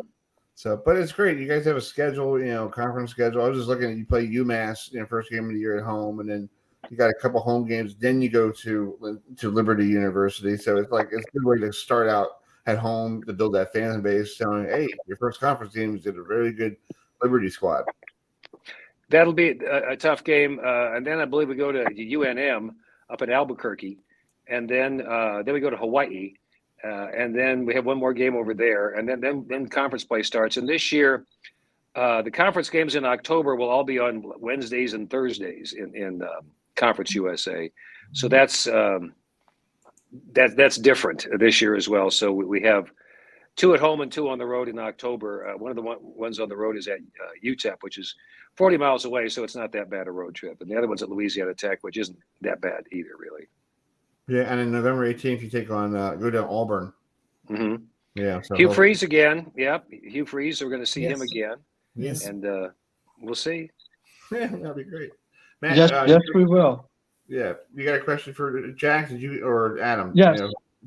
Yes. So, a quick question. So what does Coach Jerry mean to the program? Everything. He people in this town love him. Sincerely love him. We'll start with the football stuff. He's so organized. I was asked last year after we kind of got in the bowl game, but how is it that this year New Mexico State's football program is doing so well when, for the most, and honestly, through the years they haven't been. I've been here, like I said, 43 years so far. We've had 6 winning seasons in that time. So what happened this year? Well, he's a professional. He's organized. He had the resources to do it too. So, but he has his staff has stayed with him, and keeping that intact is a big plus. He knows his stuff. He loves his kids. They came around and really bought in last year, and that's how we were able to get to that point. People in this town love him. He is down to earth. He's happy to sit down and have a beer or two with fans and things like that. This is a nice town, and people here are very unassuming, which is a nice thing. I think that people respond to someone who's genuine. And last year, I think I may have mentioned that we had a $250,000 fundraising effort from the public for football, which was completely unprecedented for any sport out here, let alone football. This was before we had any success. Well, they're renewing that. People are excited about that. Nothing succeeds like success. He's all of it, and he would say, and his staff works very hard for him. They're very good too. They were able to retain all of the staff members. A lot of times that's what's happened in the past when the Aggies have had a good year. We can't really get in a bidding war with anyone if they really want someone, but the guys all stayed loyal to Coach Kill, and he's the heart and soul of the program. He works very hard. He gives his heart to it, and the players really responded last year. So he couldn't be a better fit for this town in terms of someone that the people can relate to and get excited about. I mean, he really seems like, because I've seen him on TV and everything, and he seems like that he always puts his heart out there, and like he gives his all for his players, and just like what you're saying, he is genuinely just concerned and just wants what's best for the players, wants what's best for the university, for the football team, and he really just pours his heart and soul out there for his players, the university, and the team. That's exactly it. He's genuine. What you see is what you get with him, and he and he does. He's strict. I mean, like any good coach, he's strict. He really holds them to the line, and they responded to that. I was watching. I went to all the spring practices this year, and it was like I won't say a pro practice in terms of the talent, but the organization. They changed spots. The players run to the spot. They're ready to go. It wasn't like guys lingering, and there's been that in the past. But man, they are there and they are ready. And it's like a real. Our team doctor and I were sort of chuckling, kidding, and saying it's like a real D1 team, and it is. And it's just a level of professionalism, a level of organization, and just a level of caring that he's brought to it, and it's really sunk in. That's cool. That's awesome. Well, Jack, thanks so much for coming on tonight and give us a little insight of you guys moving to the Conference USA, and enjoy the rest of the spring and summer. What's plans for Jack? Are you guys going on vacation? Are you going to go do something cool or what? Nothing cool. I'm going to be in Las Vegas. Chris is kidding. No, I've got a sweetie in Nebraska who's going to come down and see me in August, so I've got that to look forward to. But I'll just be hanging out and trying to be a good guy.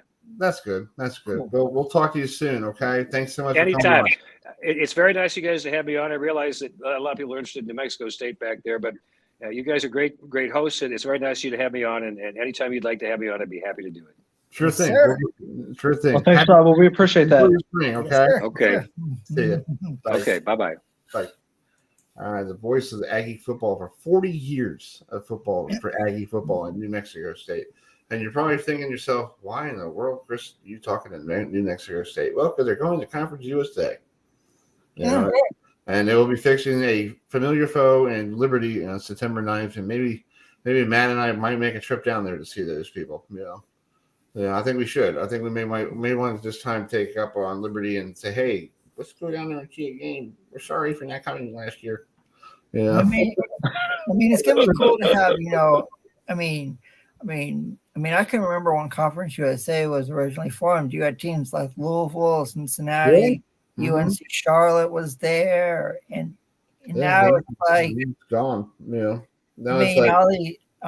Come July 1st, you're gonna have so many colleges switching conferences. It's gonna. It's going to be crazy.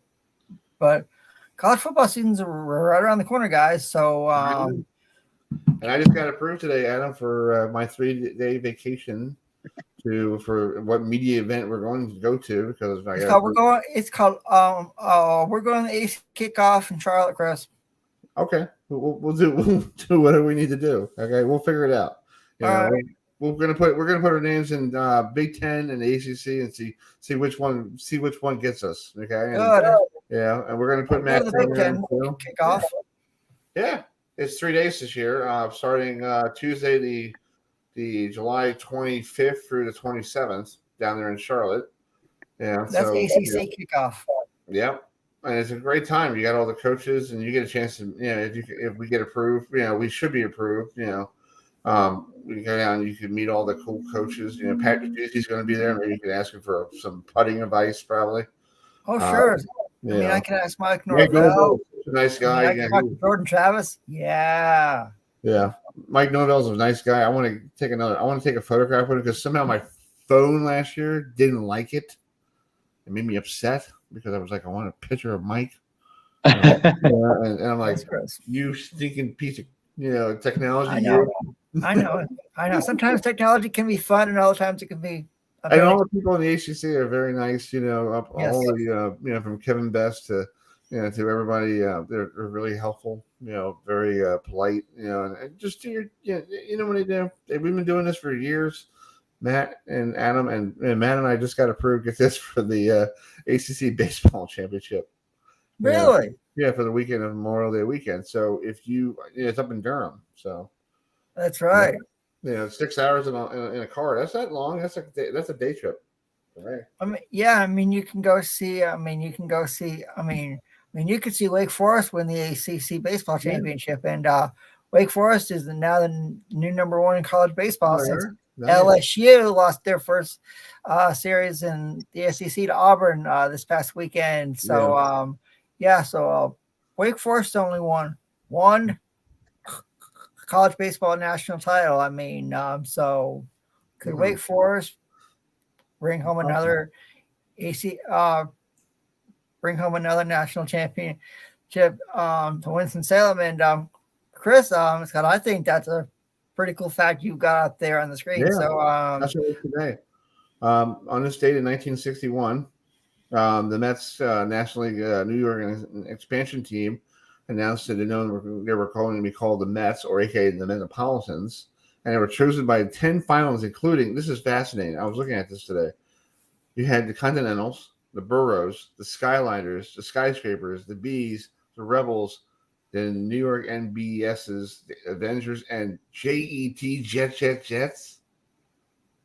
That would be really weird if they were called the Jets and the football team was called the Jets, like the Giants and the New York Giants and New York Football Giants are both the same. So it's crazy.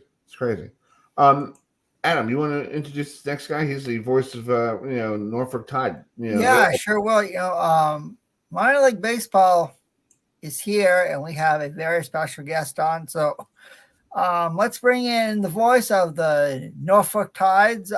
He does a great job down there in the beautiful city of Norfolk, Virginia. So let's welcome in the voice of the Norfolk Tides, our good friend, Pete Michaud. So, Pete, welcome to the show, and give us an update on how the Tides are doing right now in AAA. Well, guys, first, thank you very much for the invite. A pleasure to be on with you. And certainly, I know you're well aware of how things are going with the Tides. It's been an amazing season so far. Norfolk has the best record, not only in its division, but in the International League, 4.5 games up, a little over 30 games into the year, leading the league in almost every major offensive category, loaded with top prospects, not only in the Orioles system, but in all of minor league baseball. So this is a magical team, a magical season to this point. Obviously, we're cautiously optimistic. We all know how things can dramatically change, especially at the minor league level, in a hurry, depending on what happens with the big league club. But as of right now, it's just been an amazing run. The Tides are just coming off a big series win in which they took 5 out of 6 against the defending AAA national champion Durham Bulls. Wow, that's great. You guys started a 6-game series down in beautiful Jacksonville, Florida, against the Jumbo Shrimp, or AKA they used to be called the Jacksonville Suns back in the old days. So they changed their name to the Jumbo Shrimp. So I love the name. They changed to Jumbo Shrimp. I think it was about 5 or 6 years ago. And you know how it is when you're looking to rebrand and remarket and sell a lot of hats and jerseys and come up with a new identity. And it's proved to be pretty popular down here. I like it. It's pretty, and is that you guys are playing in an old bowl? They're playing at an old ballpark.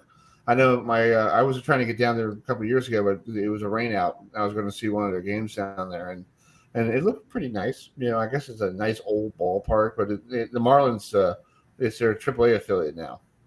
Yes, it's 121 Financial Ballpark. I'm trying to remember off the top of my head when it was built. It doesn't look very old. It looks relatively modern. It's right next to the NFL stadium.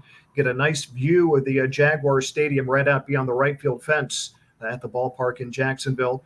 So it's a nice facility. It's a nice venue to enjoy a ball game at, and a 6-game series beginning there tomorrow night. Almost all the series now in the International League, and in fact throughout all of minor league baseball, are now 6-game series with just a couple of minor exceptions to kind of limit travel. So it should be a good run. And in fact, it'll be the second consecutive series in which the Tides have played the second place team in the division. Now that Jacksonville has moved ahead of Durham in the East Division race. So it should be another good series. And Lewin Diaz is coming back here. He's a big star in Jacksonville the last couple of years. Now he's starting on this Norfolk team. Oh, that's cool. Awesome. And speaking of the Jumbo Shrimp, they're throwing tomorrow night Jeff Lindegreen, who is 3-1 with an ERA of 4.57. Seems like one of those Marlin pitchers that you might see down in Miami if they need some help, because I know the Miami Marlins are always trying to bring people up. But do you have any background on this guy? How what did he throw? In your notes, what do you see? Honestly, I don't know anything about him right now. That's probably on the agenda for a little later tonight, and obviously tomorrow morning do a little prep work. We were traveling most of the day today, so I haven't looked too heavily into the Jacksonville club as of yet. So can't really help you on that question right now. Okay, but who's pitching for the Tide tomorrow for us here in Baltimore? That I don't know either. As of yesterday, the club had not announced who would be the starting pitcher. I'm just trying to think who should be up in the rotation. It may well be Drew Rom's turn, and he's about due, I'm imagining, either tomorrow or Wednesday. And he's probably been the Tide's best pitcher this year. He's a left-hander. He's a little bit nondescript in that he's a little bit like Bruce Zimmerman, in that he doesn't dazzle you with any one pitch. He's not a terribly hard thrower, 90-91 with the fastball, but he's got a nice 5-pitch mix. He just keeps guys off balance. He changes speeds, does all that stuff that we always talk about. When it comes to being a good pitcher, it's not it's simple. That doesn't mean it's easy.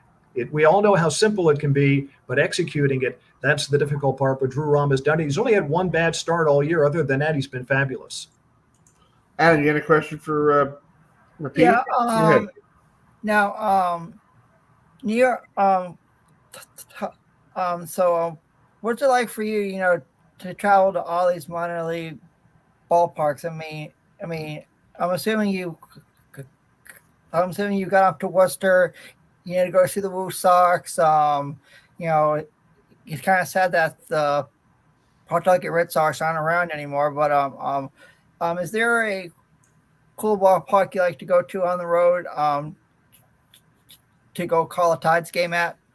Well, you mentioned Worcester. We have not been there yet. In fact, that's the one new opponent on the schedule this year. So I'm really looking forward to getting up to Polar Park. And I heard it's a beautiful facility. It is. So I'm looking forward to getting up there. That's really going to be the highlight of our road schedule this year. Everybody else, teams we have already played in the past. But, certainly for me, year in and year out, there are two places that stand out for me, and that's Durham and Charlotte. Just two magnificent facilities. Awesome. Yes. Charlotte especially. I just think Charlotte is the jewel of minor league baseball. That magnificent view of the city skyline. out beyond the outfield fence, especially when it's lit up at night. I don't think there's a better place in minor league baseball to watch a game than Charlotte. But Durham, with that, that signature blue monster wall, 32 feet high out and left, that's another fabulous facility. Both teams draw very well. They put on a great presentation. So those are probably my two favorite places to go to in the league. And Pete, going to Charlotte, North Carolina too. And going into Charlotte, I went there a couple of years ago for a game, and if you go through the whole ballpark, they still have Orioles stuff.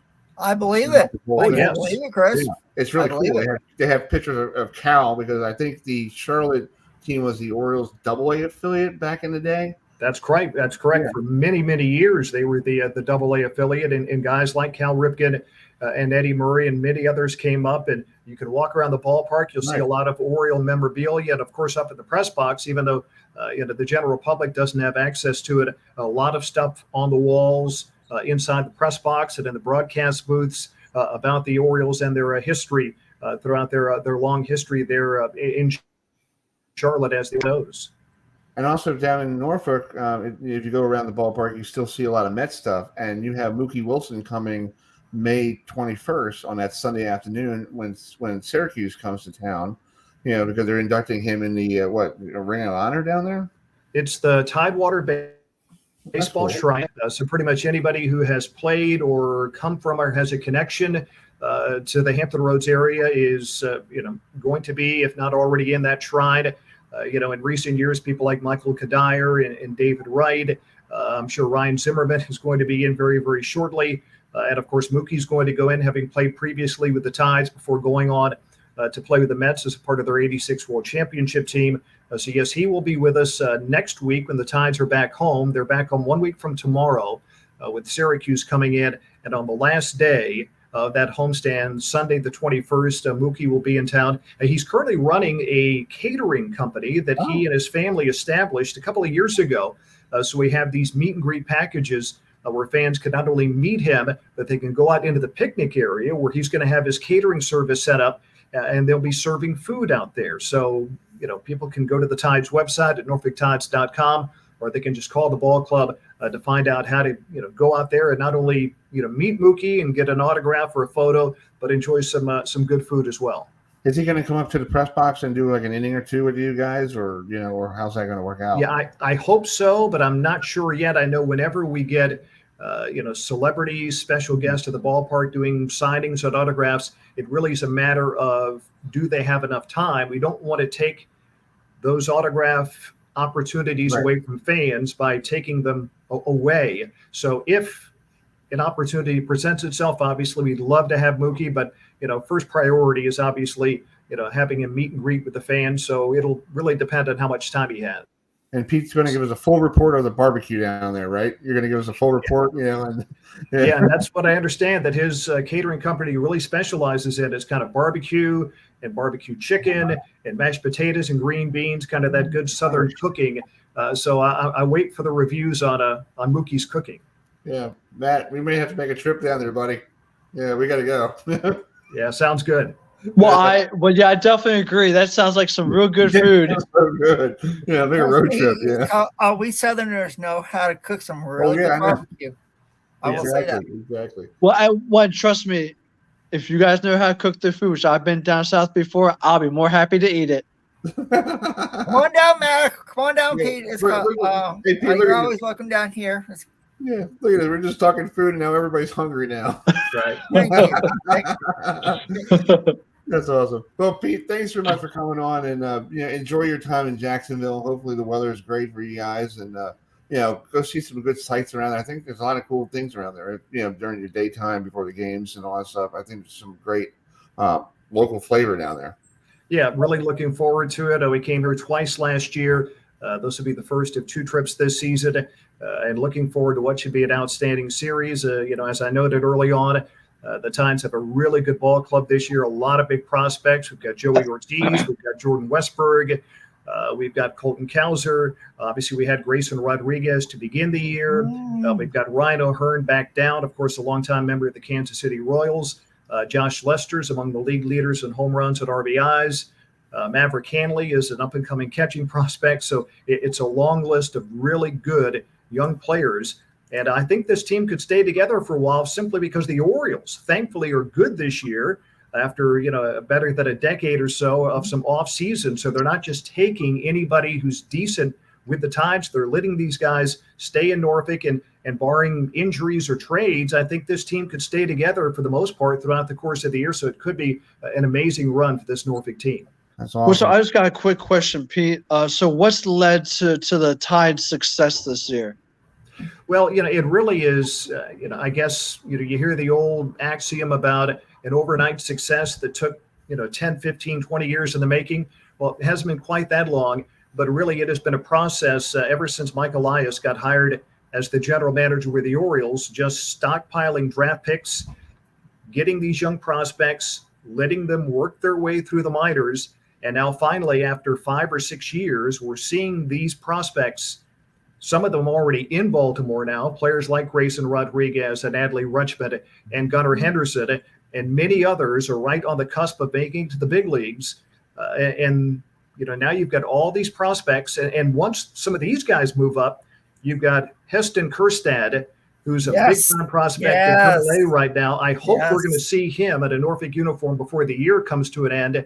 And then, maybe next year I'm hoping we see Jackson Holliday, who's the number one prospect, the number one draft pick just a year ago. He's already moved up one level this year, and I'm hoping we'll see him at a Tides uniform next season. So it's just a matter of getting draft picks, drafting well, and Mike Elias and his staff have done that, and then just letting the kids learn and develop and, move their way through the ranks. And right now, most of those young kids are with this Norfolk team. That's true. That's awesome. Well, Pete, enjoy your time down there, and we'll talk to you hopefully a little more during the summer, okay? Yeah, my pleasure, guys. Happy to come back anytime, and good talking to you. Thanks so much. All right, Yes, Pete. sir. Thanks so much. Have a good one. Thanks a lot. See you. All right, that's the voice of the Norfolk Tide. Yeah, Pete here with us on the program. Before we introduce this next person, Adam, we need to give him a proper, greeting, because this guy is a well-known professional bowler, and I don't know where you were, Matt and Adam, in 1996 when he did this in his hometown of Erie, Pennsylvania. So here it is. I know. He has just made his 52nd 300 perfect game, but this by far the most valuable 100,000, ladies and gentlemen. Bob Learn. It's our 10th 300 game on television. The last was by Johnny Petraglia, his opponent, who shot a 270. Bring this gentleman in. Go ahead. I will. Our next guest is one of the coolest people. He was on the PBA tour. We just started him throwing a 300 series in his hometown of Erie, Pennsylvania, and he was the bowling coach at UT Southern, and now unfortunately the bowling team is no longer around, but he's still a cool guy. So let's bring in Mr. 300, Bob Learn Jr. Spot, thanks so much for joining us tonight. And tell us about your season at UT Southern, and how cool was it, for you to be named Coach of the Year? Well, that's a bittersweet announcement, because knowing that you're not going to be able to come back and be a coach for the following season is hard. We had a great season. Certainly, I had a lot of seniors this year, and that were well seasoned and ready. Really, I thought to win a national title. We came up just short of that. But we had a really good run over a 6-year period, and built something that I thought was going to be a legacy. And so the hardest thing is knowing now that it's not going to be continuing. It's hard. And we just had graduation on Saturday.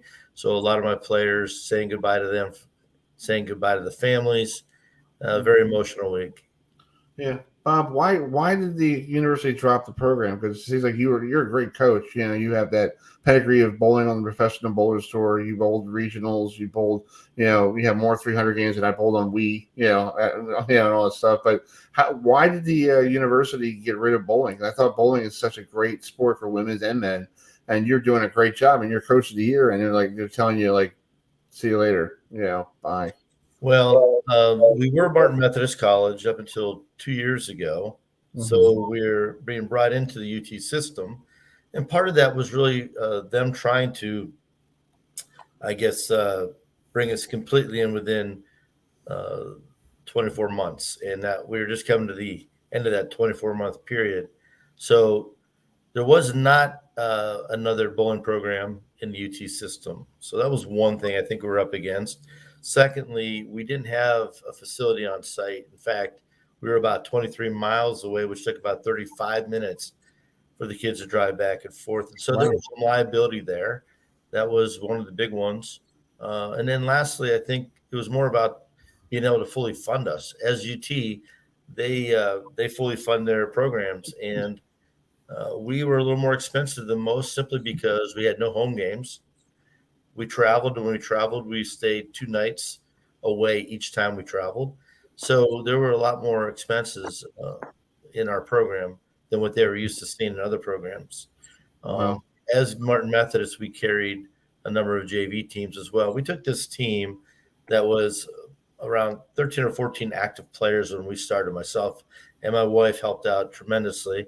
And we grew it to 48 players that were actively bowling, and we added 2 JV teams for the men, the JV team for the women. Under UT, they don't fund JV activity. So we were just to be a varsity sport. But we had a lot of kids already into the system, and my feeling was that if they're there, I want them to bowl. And that started really going down the road of should we be there, and then should we be, part of the UT system. So there was a lot of things going on. Wow, that's crazy. That's crazy. I'm sorry to hear that. With all the good bowling teams and Vanderbilt and all this stuff that you grew up. I grew up. We watched you on TV and all this stuff that you basically won 5 titles and all that stuff. And your pedigree in the business. Everybody that it's like you can't get somebody in the universities that can just give me some money and build our own facility, just 1 lane, 2 lanes, whatever, so we can have our own place. And and it's sad. It's these universities are going to say, hey, you're too much money for us to be here.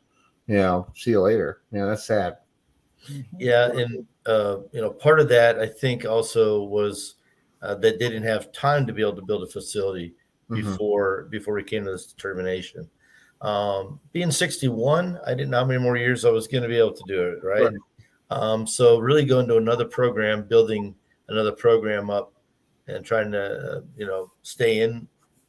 It didn't make much sense for me because I felt like I'd get people involved in the program, and I would be leaving again at some point in time. And this week, really, that the way that felt, saying goodbye to everyone, I don't know if I'd want to go through that again. So unfortunately, I think it's the end of college coaching for me. Yeah. Well, this week you're back being on tour. You're going to be bowling in that doubles tournament with some country singer. So so what's it like bowling with somebody who and Jimmy Allen, who basically I guess how did that all come about? Well, Jimmy lives about a half hour from me in Nashville. Okay. And on Tuesday nights, I bowl with him and another country singer, Chuck Wicks. Cool. They're both from Delaware.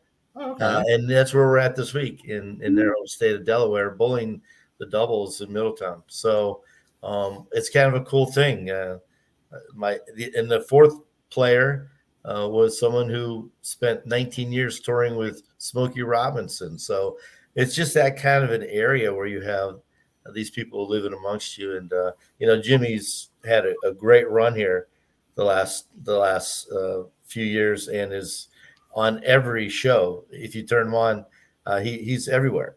So it's kind of cool to see him growing and everything happening for him.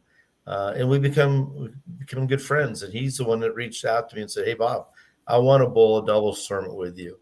And I want to bowl the PBA doubles tournament in my home state of Delaware. So here we are. That's awesome. That's cool.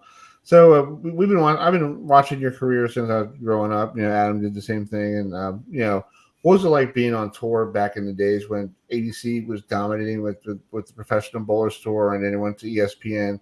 What was it like being a pro bowler back then when you had the backing of a great organization like ABC and Firestone and all those great sponsors? Well, growing up with that show on Saturday, right before Wide World of Sports. Yes. Since 1958, we were on ABC Sports, and never even a thought that we wouldn't be there forever. It was really the time to be part of the PBA. We had great coverage. We had, back then we had a lot more people traveling. We had a much larger tour, and it was a big show. There was millions of people tuning in every week, and if you made a TV show, you were easily recognized. The following week, people would see you because they had a lot of people tuned in at that time. And then at the end of the 90s, we went to ESPN, and things changed a little bit because we had gone to a cable channel, and not everybody had cable like they do today. So it was a big change for us and a big change for our tour. Yeah. You won the Fairlands Open as your first title, and I'm showing a clip of that. You were the top seed. Was it like, just only one game and, you won your first title, and I guess Baltimore has something cool for you. Yeah, absolutely. In fact, as soon as I saw this video go up, I was thinking, yep, there it is. My very first one against a great player, Dave DeAntremont, who unfortunately has passed. Yeah, he's no longer with us. Yeah. But a good friend as well. And we competed a lot going up to that. So that was a big monkey off my back, really. I had bowled, for titles prior, but that match went a little easier than I had expected. But yeah, great memory. And it really did really send my career off into a much higher level. And as you know, I had another pretty good day when I got to my hometown in 19. Yeah. Oh, yeah. We all know about that one. And I remember watching that with my grandfather, up in New York. I was like, this is pretty cool. The guy bowls a perfect game in front of his home fans. And, and Chris Schenkel was like, Chris Schenkel for a while, Matt and Adam, missed 300 games on TV. Yes. He had, he finally had one with Bob Benoit years ago, in 1988. It was his first one, but every year was something like, Chris, you went off to this place and this guy bowled a perfect game, man. What's going on? But you bowling in front of your hometown, your home crowd and all that. How special was that, knowing that, you bowled a perfect game? What was it feeling like afterwards? I know you, did you win? You won the tournament. You won the whole thing. Yeah. What was it feeling like the next day after you bowled the perfect game? Did everybody stop you in the supermarket and go, "Are you Mr. 300? Hey, man, what's going on? How you doing?" Yeah. It was crazy. First of all, Erie, Pennsylvania is a big bowling town. And you could ask the pros that had attended those events back then, and they still say Erie was number one place to go. It was just big crowds, certainly as much support as you could imagine from a small town that really embraced it. And so even before that day, bowling being what it was for our city, you were already kind of known. But to be able to step up with a packed house at our civic center, we had tailgating and all that stuff going into the show, and thousands of people showed up, and then be able to put that kind of a show on for my hometown was, you can't write a better script. Certainly, if I would have dreamt it, I probably would have thrown a few spares more than what I actually left that day. To be realistic, it was surreal. Yeah. Not only did did I have that day where I shot 300 and got a nice check for that, but then went on to break all the records that still stand today. Yes. Yeah, exactly. And I was watching, there's another video on YouTube. You and Parker were bowling against each other, and you had a mulligan. And I didn't know that it actually happened in bowling. I guess you had some, lovely, one of your lovely residents put your head in the and see what's going on, and you missed the spare, and you looked at them and it's like, "Can I get that back?" And they were like, "Yeah, go ahead. You got a mulligan." and you make that spare, right? And if you didn't make that spare, you would have lost by 1 pin, right? Yeah, so that was actually something that I didn't call for. Okay. What happened? It was the first time that we had people sitting up alongside the lane, and when that happened, there were rules in place where if there was clearly an interference during a shot, you could call for a redo, if you will. So that had been a normal thing during our qualifying rounds and all that since PBA started. Well, the first time we've ever had anyone down lane to interfere with a shot. So a gentleman actually stood up in like the middle of my approach because he couldn't see the 10 pin I had left. He kind of leaned over to take a look as I'm going to throw my ball. And I did flinch, and I turned around, and Parker Bone looked at me, and he was, I don't know what that was, but you should get that shot over. And so he called for the shot. Wow. It wasn't me asking for it. Okay. And here to find out, the following year, we went to Korea. We went to Seoul for the Korea Cup. And the person that stood up was not from my hometown. He was from Seoul, Korea. He was actually the person that was going to be hosting the event in Seoul. And the fact is, he thought it was kind of funny that he was the guy that interfered and, created that whole thing. And I'm like, that wasn't funny at all. He almost ruined, you know, the best day of my bowling career. So that's what happened. That's how it happened. I wish that window had to have been called for, but it was clearly interference. And Parker, obviously being the guy that he is, without question, turned and said, he needs that shot over. Exactly. Matt, you got a question for Bob before we go? Yes. I mean, I know that myself, Chris, and we all watched all the PBA professionals when we were younger and stuff, and it was an honor and privilege to watch you along with the other Hall of Famers.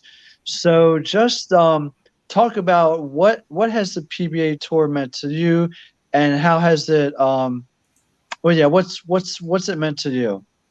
Well, as a little kid dreaming about the opportunity at one point in time to even try to go out and compete against those guys, that in itself was, I thought, a lofty goal.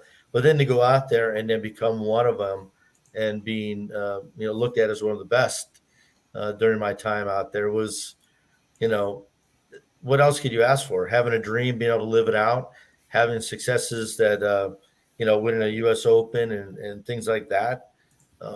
I love the game. I'm still very passionate about the game. That's why I spend so much time on the coaching side of it. I want to share what I know and honestly give people opportunities to see their dreams come true, help them become better players, be part of that process. Bowling gave me a lot, and I'm very thankful for that.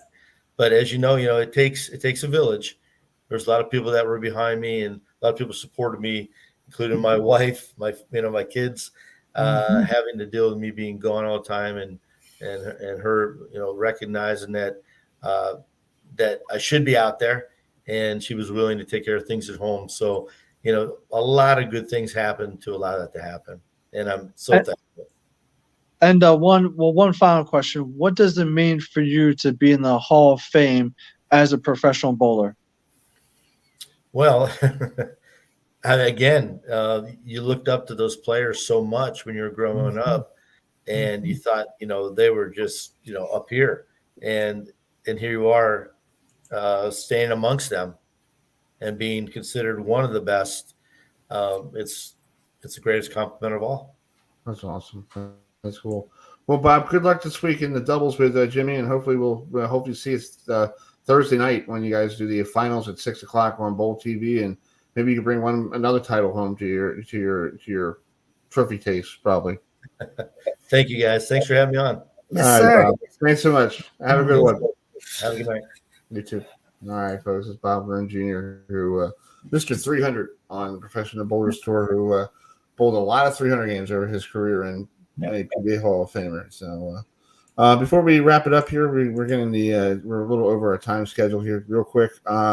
There's a rumor out, Matt and Adam, real quick, that the NFL is going to host their first triple header on Christmas Day. coming up on. Wow.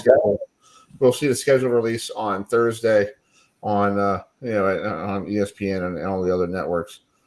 Before we go, we have to say Happy Mother's Day to all the mothers out there. Mm-hmm. Can't forget about my mother. There's my mom.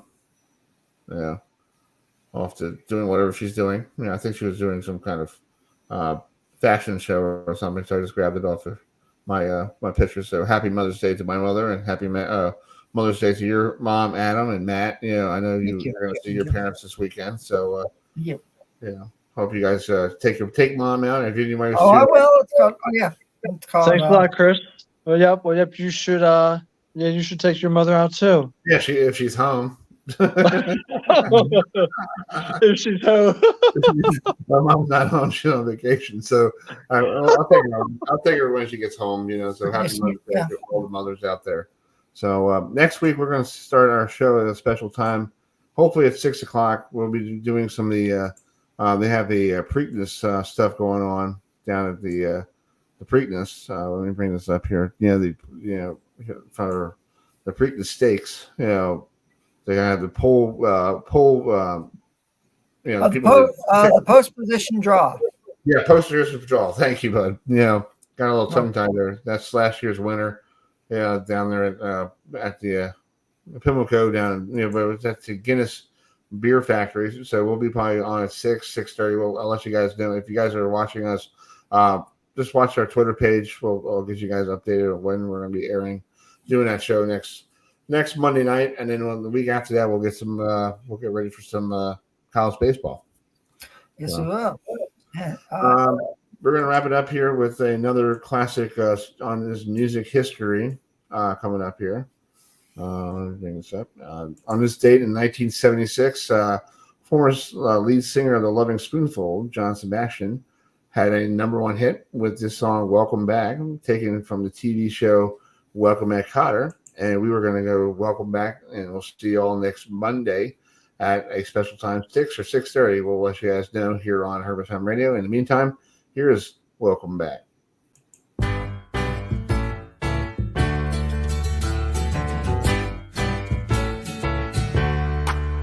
Welcome back.